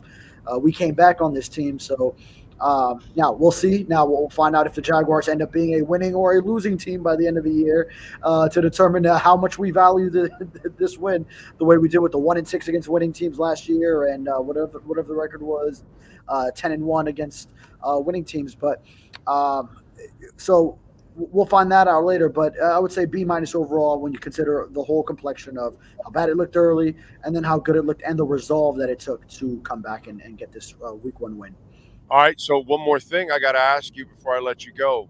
Way too many passes at the line of scrimmage or behind the line of scrimmage when I'm in the middle of the game. I'd like to measure the two. That would be a fantastic article by one of you guys, because it seemed to me like they had much more success going downfield, and they didn't test them enough downfield and behind the line of scrimmage, even though they had success at times. But still, man, there were so many dead plays, either at or behind the line of scrimmage. I thought there were just too many passes in that area and not enough downfield. Your thoughts on that? Yeah, I can see that, and some of that also sets up the big play down the field. So defenses keying in on that. A lot of teams in the past, I would think like it was like those 07 Patriots that they would just be like Lawrence Maroney run, and then all of a sudden Tom Brady would go play action and hit the deep ball to Randy Moss. So sometimes that can help you set up the big play down the field to Tyreek Hill and Jalen Waddle, which we did eventually see those. Tyreek Hill, the 80-yard touchdown. Jalen Waddle had a big 63-yard catch as he went over 100 as well. But yeah, I mean, Achane getting the ball a lot back there. There was a lot going to Braxton Berrios and Durham Smythe, and they were 0 for 5 throwing to both of them on their targets. Berrios got 2 fourth down targets that failed in that early lackluster part of the game. So. All a bunch of tweaks that I think Mike McDaniel and his offense will get to work on. So kind of a different story this year. Even though they still got the win, it's like a lot to work on as opposed to, on that side of the ball on offense, as opposed to like the week 1 against the Chargers last year, and then you have a 70-20 game in week 3. So it's not like you're going off that high from the start. Now there's stuff to improve toward as you progress it this season. All right, bro. What do you got going on the Sentinel so folks can check you out? Oh, man, what don't I have going on today? Obviously, I covered all the Tyreek Hill drama, so I'm going to be updating that with what he just told us moments ago and other reaction. I'll write about Javon Holland having a game-changing play in this game with that forced fumble, and also just the overall game coverage as well, what it means. There you go. And, of course, reach out to our boys at Welton Realm. If you need someone to protect you, and they'll do it even better than the offensive line for the Dolphins did in the first half, by the way. Bankruptcy, homeowner property damage, condo damage, criminal defense, business owner claims, commercial litigation, personal injury. They have their own adjusters. Don't ever call the insurance companies. You call Welton Realm first. They send their adjusters, and then they call the insurance company. You never have to deal with the insurance company. You'll be calling Jeff and Dan for a check. I think that's a good one. 954-966-4646. David, we will catch up on Thursday, sir. Thank you. Yes, sir. Sounds good. You got it. The great David Furones. This has been another session of the Welton Rayom Miami Dolphins Report with David Furones. At Welton Rayom, they don't get paid unless you win. They handle complex personal injury claims caused by the fault of another in both state and federal courts. They handle auto, trucking, motorcycle slip and fall, and bicycle accidents. Call 954-966-4646. Welton Rayom can help. Ride. As a teenager, I had a few run-ins with Miami Beach cops. Those dudes are the worst. At least they were back in the 90s, and I'm Hispanic, but we really don't know what happened today. No, we don't know. But unfortunately, Tyreek Hill gets no benefit of the doubt from me at all. At all. So, sorry. As far as I'm concerned, he's stupid until proven that he's not. That's all. That's the way I'm going to look at it. Bro, it's over and over and over again and over again. It doesn't end. And what did I tell you? There was a con job already. Okay? You know what? We'll talk to Chris Perkins about this. Let's get to it with our EJDconstruction.com Miami Dolphins report with the one and only Chris Perkins. Time to go to the locker room, Miami Dolphins fans. Let's find out what's percolating with the one and only Chris Perkins in our EJDconstruction.com Miami Dolphins postgame report. All right, Perk. How you doing, baby? You doing good? Big O, I'm doing good, baby. Dolphins won. I'm happy, man. That's right. That's right. And by the way, folks, if you're looking to remodel your home, call the folks at EJD Construction in Dade or Broward County only, not West Palm Beach or down in Monroe County. But anywhere in Dade and Broward, 305-433-4843. Eric will take care of you. He's been a proud sponsor of our program for many years now, so we appreciate him at EJD Construction. All right, Perk. I was talking about the Tyreek stuff, unfortunately, because he just doesn't get the benefit of the doubt on my show, unfortunately, anymore because of all the crap that's gone on in the past. And I know the cops are far from perfect on all this, garbage. But unfortunately, that's just kind of the way it's gone. And let me tell you something. Behind the scenes, I don't think they really wanted to give him that extension. But because they're so close as to being a championship caliber team, they kind of felt they were going to have trouble with him handling the fact that he wasn't going to get an extension after this season. And so they took the chance and they give him the extension. And they also name him captain. And I think this is a way to kind of reach him, to kind of see if they could get him to mature a little bit. And then this happens. And again, I don't know what's happened, but I do know this. You already mentioned you were speeding. I mean, we all know when we pull in for a concert, a sporting event, you coast, bro. There's no speeding involved. You're going to open yourself up for something. So that already, as the late, great Mad Dog would say, I already put it to my nosy and it don't smell so rosy. So here we go. What do you think, bro? What do you think? I think we've got to reserve judgment on the actual incident, on what happened in this actual incident. Ethan Skolnick is over here joking around with me here, but I'm gonna stay focused here. Look, Tyreek has a lot of. He appears out of the stadium and then he disappears out of the stadium. That's right. It's incredible, right? It's incredible. Everything around the Dolphins and this media contingent is incredible. But look, Big O, with Tyreek, there's a lot of smoke, right? And that's not a good thing, whether it's a fire or not.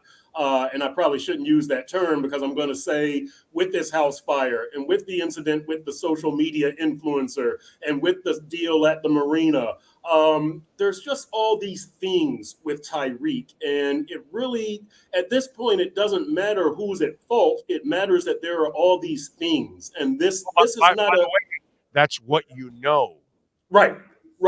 So, well, yeah. So we don't know the truth on most of these. The whole story. I'm saying the other stuff that he may have done that you don't know. Right. Oh yeah. That's true. But look, okay. Tyreek is essential personnel on this team, right? We all know that, and so you've got to kind of put up with everything that comes with Tyreek. As soon as Tua got his extension, I figured you've got to do something with Tyreek, right? Because you want Tyreek here alongside of Tua. Tyreek makes this entire team better. I will say this, Big O. I did write a column at the start of the year saying I think that Jalen Ramsey, Calais Campbell, and Tyreek Hill, likely the three future Hall of Famers on this team. You can say whatever you want about Calais. I think that they're going to be good for this team. And here we go, starting off with this Tyreek incident. But look, with Tyreek, Big O, you kind of have to follow his example on the field and in the locker room. This dude practices harder than anybody I've ever seen, except maybe Alonzo Mourning. And you've been there for a lot of Zoes, right? You know how intense and purposeful Zoe is.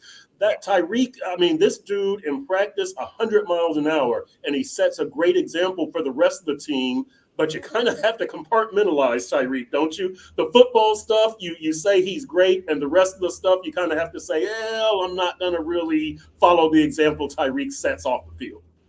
No, you can't, unfortunately. So, look, I don't know what ends up coming from this. Eventually, I'm sure we'll see the officer cams from it, and we'll get more of it. And by the way, may not bode well for Tyreek if it doesn't look good. You know what I'm saying? Because, the NFL then is going to get a piece of that video. It's interesting. Where's the IG video? What happened with the IG model? She broke her leg. Yeah. That video. Yep. Well, what's that video? Let me say this about the pregame situation, Big O.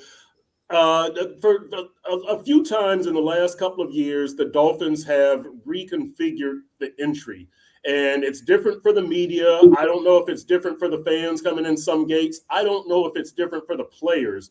But this could be a situation. And when they reconfigure, quite often the stadium, the people who are helping you park, that word hasn't filtered down to them that things have been changed up this season or at this time. There's sometimes when I pull in, I can turn left. Sometimes I can't turn left. that they don't allow it. And so you're still doing it, but you're still doing it at 5 miles an hour. That's the whole thing. You do still have to use discretion and be smart. Now, look, as I said in your whole gangbang there around him, he didn't deny speeding, right? He got stopped for speeding, right? He didn't deny that he was speeding. So that, I mean, dude, when you go to a concert or a sporting event, who speeds? Yeah, you got to be smart. Yeah, I mean, when you're in a crowded area and there's police and police presence and a lot of other cars and pedestrians possibly. A stadium that was just bum rushed by a bunch of soccer fans. Right. They're already touchy as it is. Yep. Okay. They were all called out for that. So, Yeah. I'm going to reserve judgment on just like you have on this incident. But yeah, this might be an incident where there's smoke and no fire, but there's been a lot of smoky incidents with Tyreek, and that's the problem there. Yeah, and that's where I can't give him the benefit of the doubt. Unfortunately, you're going to have to show me that he's. Unfortunately, you have to show me that he's innocent. I need to see it, unfortunately, because all I know is that off the field, the guy is. It's just crazy. All right. Perk, you signed Jonnu Smith, but you're not going to throw it to him? Yeah, Jonnu had a drop, right? I believe Jonnu had a drop. They did throw to the tight ends. You're going to Smythe? I mean, yeah. Durham did not have a good game today, too. 2 drops and I think a penalty. The tight end involvement, I think, is something that we're going to have to wait for it to evolve. And I think that's the same thing with the short yardage situation, that there are some things that the Dolphins have not been proficient at, that they acknowledge that they're trying to get it corrected. And, use of the tight end is probably one of those things. And look, after one game, it didn't look like there's been much change, but let's wait till after 5 or 6 games, which I know you can't do that on the post-game show after the Jaguars game, right? You can't wait 5 or 6 games. You have to give instant reaction to what happened today. And so what we saw today is that this is an experiment that is still in progress. So, they did throw to the tight end. They've got to, figure out what situations we can throw to the tight end. When is it to our advantage? So I'm going to take it as a positive. You did throw to the tight end. You did hand off to Alec Ingold on 3rd and 1. There are signs that the play calling and the strategy / philosophy are changing. You're always going to go to Tyreek and Waddle number 1, right, and ride to his left arm. But I did see signs that there is some awareness and some acknowledgement that we need to do things differently. So I'm just going to keep it at that, Big O. I know I would have liked to have seen Jonnu get more involved. I think Julian Hill had a reception also, at least one reception. So the tight end is being utilized. It wasn't Jonnu. Let's wait and see how that goes. But I agree with you. You're kind of scratching your head like, you got this guy. Why don't you at least target him more often, if nothing else? By the way, I got to defend Smythe on one. That guy was draped all over him. Yep. And they didn't call it. And that was, and Durham's not a great pass catcher, much less with interference. It was like a couple plays in a row. One, the Tua, they hit Tua and they didn't call it. That was easily roughing the passer. And then a couple plays later, the Durham Smythe one, which was kind of rough, So I thought that would, but it was just kind of frustrating to see that. Now, I will say this, as a Dolphins fan, I got sexually aroused that they finished the game with that running drive. Yeah. And they ran between the tackles, Perk. Yep. Yeah. And holy I know you don't see that, do you? Look, I do. I am on the Chris Greer side of the offensive line argument, and we're talking interior offensive line, right? Austin Jackson and Teron Armstead are fine. This is not what the Dolphins do, the road grader, power football. You want them to be able to do it when they need to do it. But you don't want this team changing its identity. It's not an inside zone running team like maybe the Eagles. They're an outside zone running team. And their offensive linemen are athletic. That's what they want. As a matter of fact, they're so big on athletic offensive linemen. They don't want those guys wearing knee braces, if at all possible, because they feel that it restricts movement. It restricts athleticism. You can't get out there and run for that outside zone run play. So, it's another one of those things, Big O. You mentioned that last drive. That's an evolution, right? That's a change. That's something that's different. And we like to see that. We like to see Mike McDaniel and this offense putting more tools in the toolbox and things that will come up later. And I'm not just talking cold weather in December. I'm talking next week when Buffalo comes in. These things will be necessary. These are all elements you need to win games. And I like to see acknowledgement of that, awareness of that, and then they're putting it into practice. So let me ask you, were you questioning any of the inactives? No. I know that Ethan Bonner is probably going to be a big one. Jalen Wright is probably going to be a big one. I'll take Ethan Bonner first. I didn't see anything from Ethan Bonner that said, he's going to be the next big reserve who, takes a step up or anything like that. I didn't see a big difference between him and Storm Duck. And maybe Storm Duck gives you more special teams versatility. Maybe, Big O, that this is a let's see. And maybe on Thursday, Ethan Bonner is up and Storm Duck is down. I don't know. But wait a minute. You're on. Yeah. I figured it out. At first, I was questioning, well, wait a minute, dude. Why Jalen Wright? Why are you putting Wilson? I'd rather have Jalen Wright. Didn't you want to run the same offense with the other two? But because you have a Thursday game, I don't think Jalen Phillips plays. I think Kamara plays for Jalen Phillips. I think because you have a Thursday game, I think Wilson now goes to the bench, and then you play Wright now, and then he will get a lot of the carries at times and do some of the stuff that Wilson did, because we saw in the preseason game where he ran tough. And I think he ran even once between the tackles or twice, I think, in that season game. So I think what they did was they kind of used the inactives for guys that they want to use, but on a short week now, because it would not be smart to play Jalen Phillips on Thursday. So you play Kamara now instead. And then also for a running back, you don't want to carry so much in such a short time. Okay, let's save Jalen Wright. And now we can unleash him on Thursday because he'll be a lot more fresher and all that. So I kind of understand. And then you mentioned Bonner. Okay, well, if Storm doesn't do well or whatever, then we can use Bonner instead, on Thursday. So I kind of see the method behind the madness on what we could be foreshadowing of what's going to happen on Thursday with the inactives. It might not be the same names. Might not. I think Jalen Phillips plays mostly because of Josh Allen and the magnitude of the game and the skill level of the quarterback.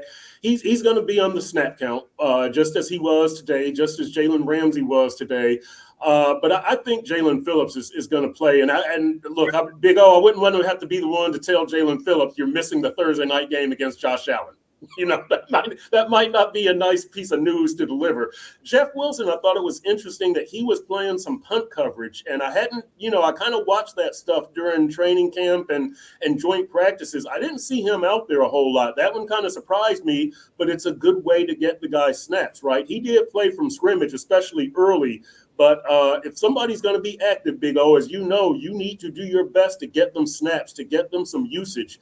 And so that's going to be the thing that we look for with Ethan Bonner. If he's up next week is how much are you using him for special teams? How much are you using him to relieve Jalen Ramsey? Storm Duck came on there when Jalen Ramsey was off the field. So a lot of things that, I think the first month of the season, Big O, is going to be interesting for the Dolphins. But I'll say this, Big O, as teams continue to use the joint practices as the main thing in the training camp, and as they continue to use preseason games for younger players, the first 3 or 4 games is kind of a feeling out process of what can we do? This is back in the day, this was a lot of stuff you figured out in training camp and preseason, that third preseason game. This is going to work. That's not going to work. I think that's what you're seeing here when you talk Jeff Wilson and Jalen Wright, when you talk Ethan Bonner and Storm Duck, when you talk about how many snaps can Jalen Ramsey and Jalen Phillips absorb here. This is stuff that previously you might have had this settled coming into the opener, but now you kind of settle it in the first 3 or 4 games. Not that you're throwing these games away, not at all, but you're just kind of figuring this works best. Now we know. You used to figure that out 2 weeks ago. Now you kind of figure that out in the first 2 or 3 games. I asked your partner, David Furones, this to start off the interview. I'm going to ask you this now. And you know, you've been at it long enough, so you kind of you can really understand this question. Did we watch in the first half a team that just doesn't hit and doesn't really do much in training camp? Because I was talking about this, Perk. I've been at it for 34 years, bro. The hitting that used to be done 15 and 25 and 30 years ago, when we used to have 2-a-days, and they used to hit on both the 2-a-days and all that, and you got a better feel for what a team is. I almost felt like, you know, like Jalen Ramsey. Like, he didn't practice at all the last month and a half, basically. And now he's out there, and maybe there's an argument behind the scenes like, hey, I got to get out there, and yeah, I'm going to make mistakes, and I'm going to be out of the sync, but that's the only way I get in sync is by getting out there and playing, and maybe they know it, and they got to live through it, because he looked like a player that was out of sync at times. He did a nice job of holding the point on one play, which was really good, but overall, I just saw a team that was so sloppy and it seemed unprepared at times, and I almost feel like their training camp and preseason really doesn't get you prepared for the regular season. You know, and I think it's easy to say that, Big O, but look, for one thing, it's almost relative across the league. Almost everybody is doing this. Now, nobody's doing it to the extent that the Dolphins are and that Mike McDaniel is, but you're seeing, again, just a lot of the veteran players don't do a whole lot during training camp. And so if it was just Jalen Ramsey, who's a little rusty, that would be one thing. But all veteran players pretty much show a little bit of rust.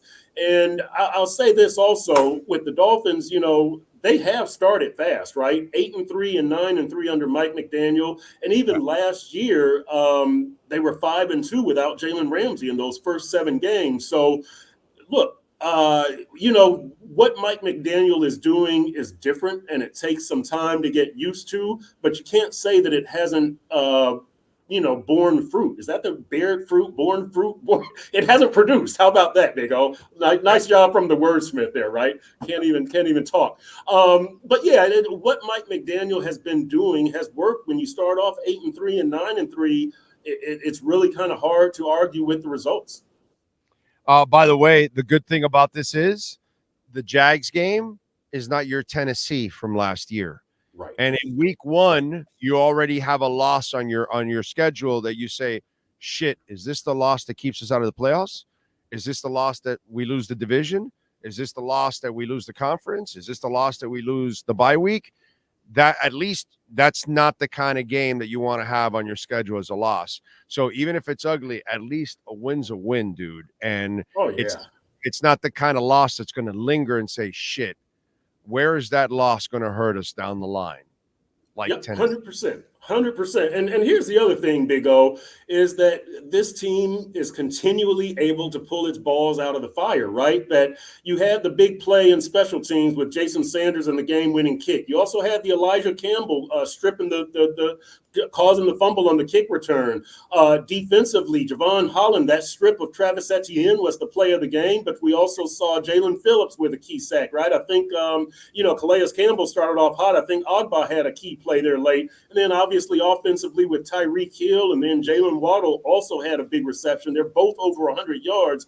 So the good thing to me is we continue to see the traits, those big traits that marked the Mike McDaniel era, and it's good to know that that's still here. When you really needed it today, it came through for you, and that's a consistent thing with this team that, you know, you don't always want to have to depend on big plays to win games, but it's nice to know that you can still reach back and get those big plays when you need them.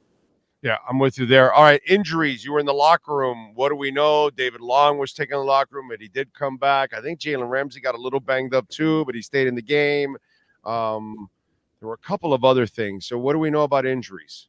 Yeah, I haven't seen anything in the locker room that would make you think that this dude is out. David Long, he had it looked like on the sideline, when he made that play, he stuck his arm out, his right arm to make the tackle to trip up the runner, and he stayed down for a little bit. He stayed in the game. Then when he came to the sideline, he went down to his knees, and you could see his arm is extended. He's looking away. And the trainers are down there like they're putting in a dislocated finger. And so after the game, I did see 2 fingers were taped up. I dapped him up, and he gave me his shoulder. I was like, "What's up, Dave? Good job." So obviously the digits aren't good on that hand. Interestingly enough, I'm riding down the elevator post-game to go to the locker room, and one guy gets in, and I'm looking at him, and I'm like, he sure does look familiar. And in the locker room, I look at River Craycraft, and I'm like, "You were on the elevator. You were right next to me." And he goes, "Yeah, I was keeping my head down." He had a sling on his left arm. So I guess that tells us which shoulder it is for River Craycraft. It's the left shoulder. But yeah, he was standing like a foot away from me, and I kept thinking, boy, that looks like River Craycraft. But he was just in shorts and a T-shirt. But yeah, so that's River is the only injury that I know after the game. Again, David Long had a couple of fingers taped together, gave me his shoulder when I dapped him up. But those were the only things that I saw in the post-game locker room. That's good. That's good news. It doesn't look like there's anything serious. I thought they played Dubose just signed. Yeah. He was there a lot, dude. Yep. He was. Yeah, they threw him right in, man. And look, you were short on receivers, right? I don't think that he really got any looks. I don't know where he was in Tua's progressions. I don't know if he was targeted. You might have. Yeah. But the fact that he was out there, I guess, speaks well for him, right? That you're able to grab hold of the offense, and that they trust you enough to put you out there. I mean, look, this wasn't a huge game, but it's a big game, right? It's your home opener against an AFC rival, and you got Buffalo coming in. So the fact that they did trust Dubose, I guess, probably speaks pretty well for him. Now, Sid Gilman back in the day, I talked about this earlier. He said the field is 120 yards long, and it's 52.5 yards wide, and we plan on using every inch of it. And so he's pretty much the godfather of the passing game, pretty much considered in the history of the NFL. And that's because he knew how to spread people out. All right, so Perk, I'm not a math major, but I'm married to one, and our offspring, my daughter is a math teacher also. So I'm shitty at math, but, I'm thinking, okay, you got about this half of the field, but you're only passing on the line of scrimmage or behind all the time. And every time you go over the line of scrimmage and you attack, you're having some success, actually. And so I'm thinking there are too many passes at or behind the line of scrimmage. Did you see it the same way? Well, I definitely thought that early. It seemed like that was all they were doing in the first half, right? And look, I understand wanting to get guys in space and one-on-one. I understand Tua wanting to get the ball out of his hands quickly. I understand the interior offensive line does not maintain blocks as long as, other teams. Again, that's not what you designed the team for, but they could be better. I understand all of that. So really, just with one game, I have to see how this fits into the big picture. Maybe it was the Jacksonville defense, and they were taking what the defense was giving them. I have to check out the safety play. I'll go back and look at the all-22 and see how they were playing Tyreek, see how they were playing Waddle, if there was anything in the intermediate range, at least, that was available. I don't know right now off the top of my head, but I think that they kind of got the play calling kind of straightened out in the second half. But I agree, in the first half, it just seemed like so many of those just little flare passes that, if you don't break 2 tackles or 3 tackles, you're probably just going to have a minimal game. Well, that's because they choose to go cheap in the interior of the line. They do. You know what? And I don't blame the front office. They're doing what the coaches want. There's a level of arrogance that comes from the coaches that, no, we can coach them up. We're fine. They'll pay their tackles. Right. They'll draft high tackles, but their guards and their centers, they choose not to spend big money or big draft picks Remember the Hunt pick? That was years ago. That's not these guys. These guys don't spend second-round picks on guards. You know what I'm saying? Yeah, and Big O, look, to take it a step further, most of the interior offensive linemen under Mike McDaniel have been converted, right? That Connor Williams is a converted guard, Aaron Brewer, a converted guard, Rob Hunt, Isaiah Wynn, Liam Eichenberg are converted tackles. And then the true guards, Rob Jones and Lester Cotton are undrafted. And so, right, that's how you see that's, they treat the offensive tackles very differently than they treat the interior offensive line. So far it's worked out okay. It hasn't really, cost them big time, but it has cost them. We see, they've got some bruises and some marks from that strategy and that philosophy. But you're exactly right. The blame has got to go with the coaching staff here because that's Mike McDaniel's goal. I don't like how people pile onto Liam Eichenberg and Rob Jones. And look, they're doing the best they can. At least these guys give a damn. If they were just out there, I missed a block, I don't care, I'm getting paid, then I would point a very ugly accusatory finger toward them. Big O, they give a damn. They're busting their ass. They're trying to do the best that they can. But this is just not their specialty. So, yeah, I think when we talk about this, let's put the blame or accountability. I should say accountability, not blame. Let's put the accountability where it belongs. This is Mike McDaniel's philosophy, and Chris Grier is carrying it out. Yeah, no, there's no doubt. I mean, it's super obvious that they put no real value in spending money or high picks in the middle of the line. That is just what it is. And they feel they can get by with late round picks and street free agents and undrafted guys, and that they'll be able to coach them up. That's just who they are, bro. Let me say this, Big O, though, but and I always get into arguments with Omar Kelly about this, that look, if you list the offensive starters number 1 to 22 in order of importance, left guard is going to be 21, right guard is going to be 22. Or vice versa. And if you want to upgrade those positions, well, where do you want to take the downgrade? At safety, at linebacker, at corner? Like, I can kind of see what they're doing. I would do it differently. I would put a little more emphasis on it, but I can't really strongly disagree with what they're doing. Well, here's the other, let me add a caveat to all of that. Do you know how many guards and centers you find that are undrafted or late? Or they change teams 2 or 3 times over until they find the right system and all that shit happens all the time at that position. Yep. And that's where the arrogance comes from because, it's funny. Omar Kelly, we kind of have fun with him because at times he could say, oh, no, you can find a corner off the street, which, but actually you can find guards off the street. You can, actually. You can. And it happens, and it's just like, all of a sudden, you have a guy here that leaves and he goes to the Giants and finds a career for, I don't know how long he was there, but he was there forever. And Billy Hunter went to Green Bay for, I don't know how many years. And it's weird like that, dude. Guards and centers can float around. Look how arrogant. They bring Brewer and they give him, a minor league deal. It's 3 years for what, $21 million or something? That's super cheap for a center. Bro. Yep. Yeah, it's Big O. You know how this is. Look, at all positions, at all times. Sometimes it works for people. Sometimes it doesn't. Right?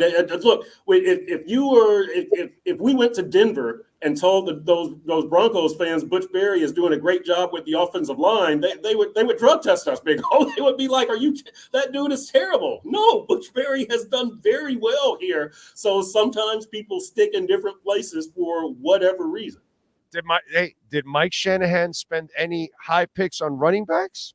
No. Yeah, correct. He did not. No, he did not. Yep. Does Mike McDaniel spend any high picks and big money on running backs?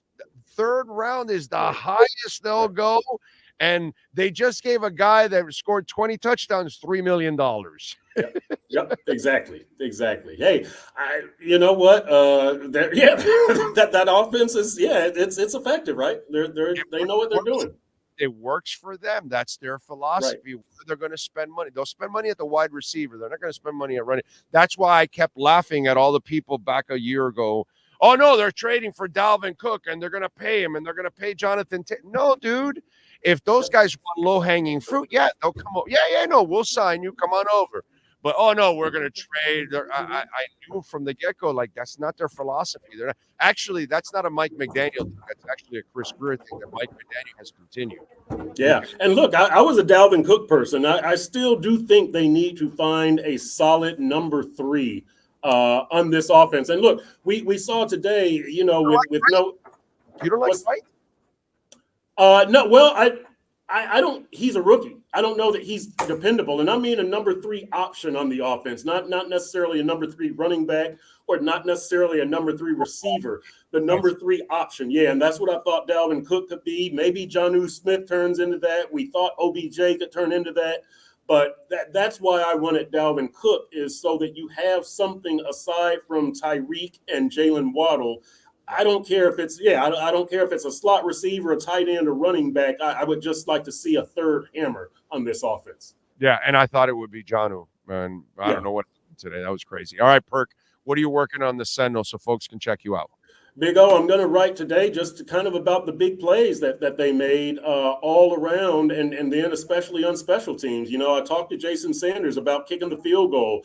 And look, this is a guy who, whatever you want to say about him, he kicked you into the playoffs 2 years ago against the Jets, 11-6.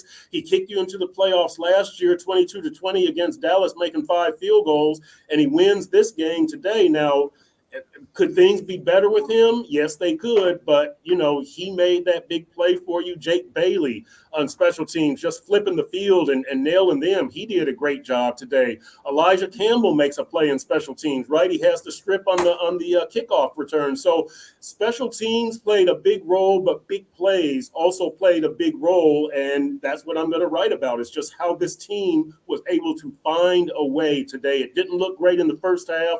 They were able to put some stuff together and find a way to win.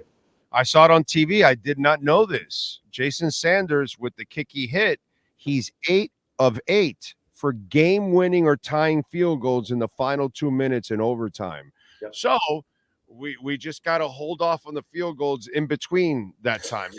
That's right.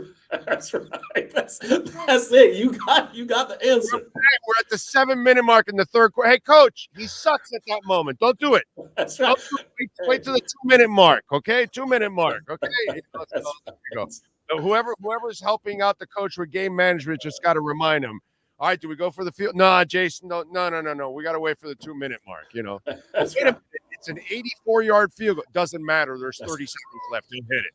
That's right. Don't worry about it. He'll get it done. Exactly. Hey, and I got to find out if they got the ball. That right after that kick, I saw somebody tearing down the field. It was Blake Ferguson, the deep snapper. He did get the ball, but he told me, I said, so you gave it to Jason? And he was like, I don't know. He goes, I got in the locker room and Jason didn't have it. So we got to find out what happened to that ball also. Well, usually I don't know who it is, you know. The team. I don't know which guy, if Joe was doing it or whatever. But, you know, Tony Egwis would have been all over that shit. Somebody is catching that ball and making sure and putting that tape on it. And that's right. And who it is. All right, follow him on Twitter at Chris Perk. As always, catch his exceptional work there at the South Florida Sun Sentinel, and catch him every post game with our EJDconstruction.com post game report. Thank you, sir. I appreciate you. See you next week. I'll see you on Thursday. Thursday night. We'll talk on Thursday night, my friend. Thank you. All right, we go. Got it. There you go, Chris Perkins with our EJDconstruction.com Miami Dolphins post-game report. You've been listening to the EJDconstruction.com Miami Dolphins post-game report with the Sun Sentinel's Chris Perkins. For additions, home remodeling, and custom work, call Eric at 305-433-4843. EJDconstruction.com is the custom home builder and contractor you can trust. 305-433-4843. You are correct. True Fin fan, Perk as usual. Great work. Yes, excellent work, and great to have them for the season here. And we appreciate the great folks at EJD for sponsoring it. Thank you. Let's see. The greatest combination of power and speed I saw was Bo Jackson. What could have been? Yes. Ocala Joe for me. Okay. Let's see. HN is Baby Barry. Wright is not at HN's level. Wright is still young. Pat in Nashville, I've given punter Jake Bailey hell, but he had his best game as a Dolphin. Best punting I've seen in years for a Dolphin. There's no argument there. Jake Bailey was awesome. Awesome today. Special teams was good today. And this is not a coach that has won me over yet. So, you know. We might not like him after the football season. Okay, Simpson was also a beast. Oh, okay. What are you guys talking? Big win, but it almost feels like a loss. McDaniel's play calling is awful. And it's just, I mean, dude, Joe, it's a win, bro. It was an ugly win, and this happens in the NFL all the time. Teams win ugly, bro. Was it last year when Houston rolled up 500 yards on the Chiefs? Was it last year? It was, right? And the Chiefs had to come back and barely win that game, if I remember. And they got throttled in that game. You're going to play 17 games, and they're not going to be beautiful. And this is not a team that we've picked that, oh, my God, this is going to be a dominant force or something. I mean, we're hoping that they can be, great, but it's not like they've proven that. The Chiefs are the only ones that have proven that you can expect that from them constantly. But I wouldn't look at it so negative, dude. If they lost, I would have looked at it negative. But if you can have a shitty half and then you can find a way to turn things around and come back from double digits and 10 points and win the game and make key plays when you're supposed to, I'm damn proud of that for those guys. I thought that was really, really cool that they were able to come through in the clutch. So I disagree with you. I find a silver lining in the fact that they came back from a shitty performance. That's character. Character or lack of character would be that you have a shitty performance and you cave in and continue that. And that's what the Dolphins have done for the last 20 years. So I don't know, man. I'm happy. I'm super happy they won. Wasn't pretty, but man, I love the fact that they fought through all that adversity. Javon Holland finds a way to make an awesome play. They made some throws. They made some runs. They made some key tackles, some huge sacks. I don't know, man. Big punts. I can't take that negative spin like that, NorCal has tremendous munchies at this point. I would probably venture to say that he is eating up a storm right now. Big O, you think McDaniel was holding back some of the playbook to unleash his best stuff on Buffalo on Thursday? Nah, I just think they did not have a great game, my brother. And then they got a little better in the second half. But the play calling was very suspect. We have to call it like we see it. I like McDaniel, but he's got to be better. McD did change in the second half by using the running game to set up the pass. D kept us in the game. That's right, Alex. You are correct, sir. Big O, my assessment on a close game heading into the fourth with Miami winning 23-16 was solely on McDaniel getting outcoached by Peterson. Thoughts? Well, that and, guys not executing too at the same time. But yeah, he was getting outcoached. He was doing stupid things on his own. But in the second half, I thought he coached better. And I thought, man, when he stayed with the run, I was proud of him because that's progress for Mike McDaniel, dude. That is big-time progress. Big O, if Calais Campbell saves the cheetah's ass from the cops, he is a true leader. Yeah, well, he almost got himself arrested too. Let's be honest. Our defense in that second half stood up because that turnover was what we needed, and the team fought from behind. Even though I did not like the play calling, they should have turned Tua loose. I agree, James. They did not allow Tua to throw more, and they should have called more plays downfield. Tua was resilient in the game. A lot of experts out there, like the Jags and the Dolphins, hung in there and came back. That was good. Big O, you're asking a Dolphins fan to be optimistic. That's just crazy talk. I get it. I get it. And it's funny. Let's see. Man, I wish we would have traded for Watson. He's killing it. Is he really? Is Watson playing well? Finally, it's taken him this is his third year. Big O, are you cool with Weaver's defensive scheme? I mean, Bo, they came back and made plays this week. I don't know yet. You gotta give me some time, right? Give me, 6, 7, 8 weeks or something, my brother. Give me a little time to see what he does. If he wins next week and they're 2-0 and they can control Josh Allen, that's a pretty good start, So I can't pass judgment on the man after one performance. And some of these guys like Jalen Ramsey was definitely not in sync. Holy shit, you can tell he's not in sync, Big O, did you like McDaniel going for it on 4th down? No, I did not. No. There was one of them I really was against. Nico says, congrats on the win. Never easy to win in the NFL. This team is too undisciplined, and I've seen enough passes behind the line of scrimmage for the next month. I agree. Please attack downfield more. Please allow to a little bit more juice out there, man. By the way, Cash App or Venmo at Cash Big O Show. That is Cash Big O Show.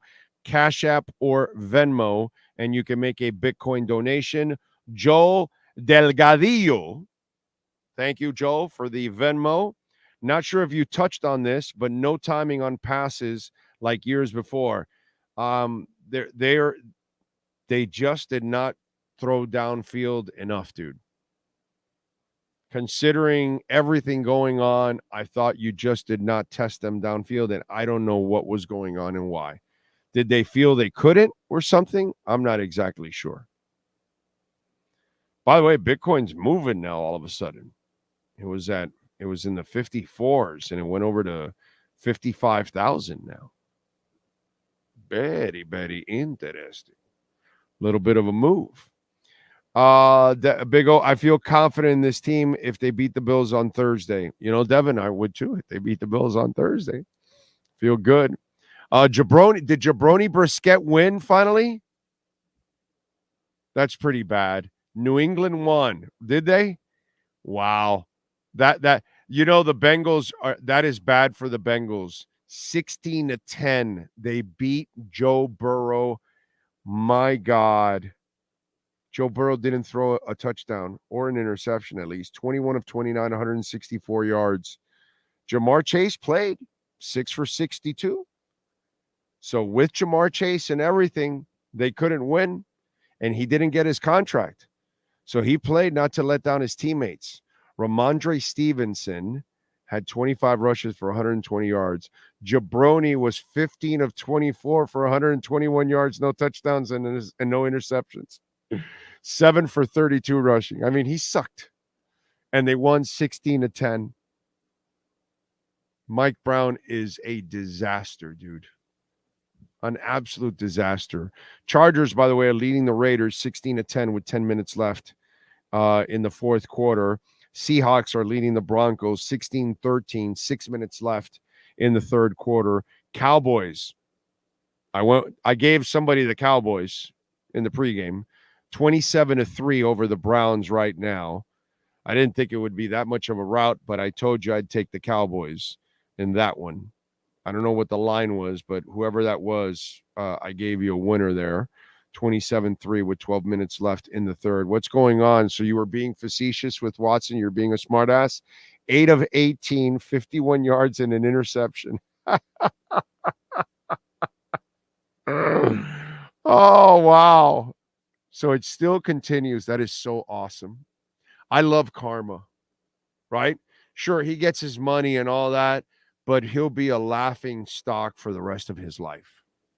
And that'll be good because he's such a scumbag. So I'm glad.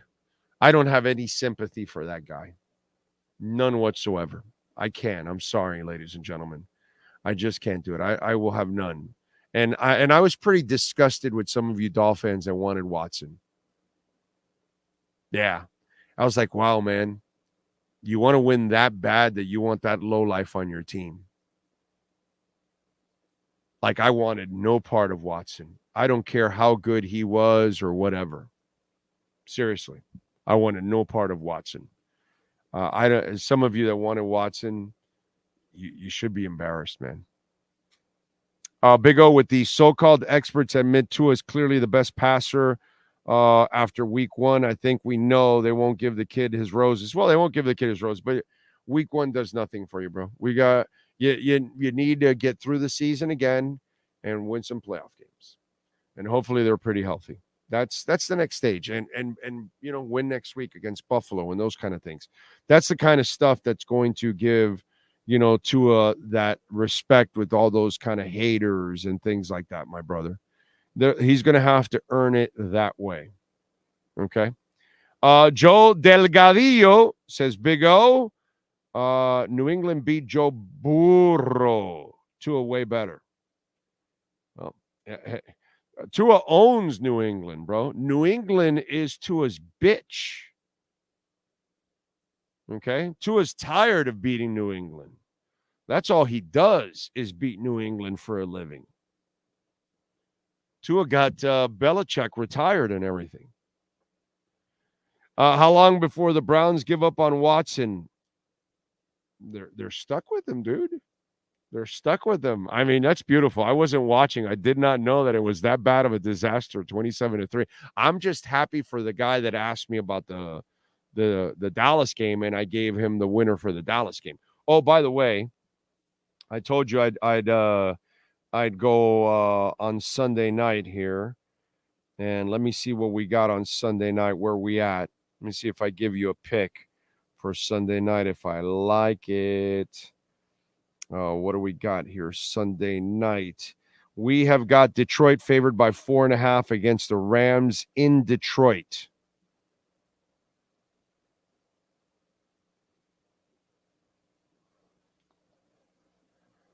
I like Detroit to win this game. I really do. I'm going to take the Rams plus 4.5 on this one. I think it'll be a tight game.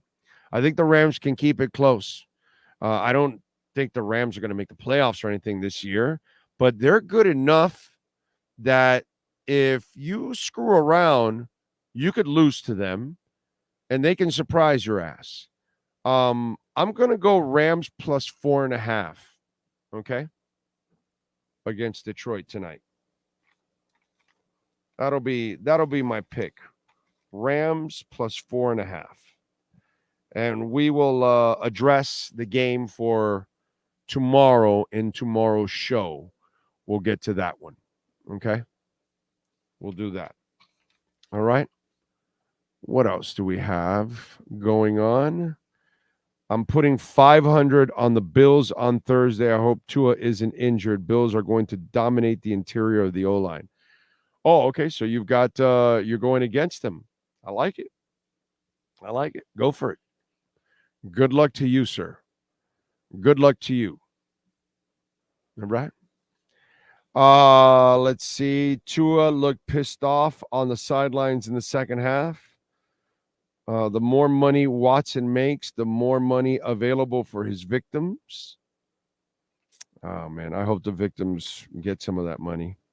Brian Flores is a laughingstock. Oh, that's right. The Vikings. What happened with the Vikings today? No, but they won 28-6. He's still a laughingstock, but his defense won today. So he ends up on the positive end. I should have started Tua over Herbert in fantasy today. Herbert has been awful against the Raiders. Wow. Herbert, a choker? I would have never put that past Justin Herbert. 15 of 24, 129 yards, no touchdowns, and no interceptions. Man, I got to tell you, dude. Yeah. Justin Herbert. Big O, Eric Storm is just another troll, my brother. You know, well, that's how it goes. We're gonna have our all these trolls. They all get exposed and they all fall by the wayside. You know, that's kind of how it goes. You know, there's nothing new there. All right, folks, we appreciate all of you out there for supporting the hell out of us. We'll be back tomorrow at 10 a.m. Sean Stanley and myself. Remember, thank you all for making a donation, Cash App or Venmo at Cash Big O Show. Visit our merchandise shop. We got shirts and hats there, all kinds of stuff. Visit our friends like at the BigCheeseMiami.com. I was there this weekend, had such a great meal, loved it. Thanks to our friends there at the BigCheeseMiami.com. Visit our great sponsors like Hialeah Park, all of that. We'll be back tomorrow morning at 10 a.m. Same time, same place, same bat channel. Go Tua. You've been listening to our Dolphins post-game show with Big O. The broadcast is brought to you by Welton Rayom, Acura of Pembroke Pines, Hialeah Park Casino, RM Contractors, Toyota of Hollywood, Haineswear, Sloman's Home Security, BigCheeseMiami.com, EJD Construction. The broadcast is mastered by executive producer Sean Stanley. Thank you for supporting the platform and our fantastic sponsors. Go Fins!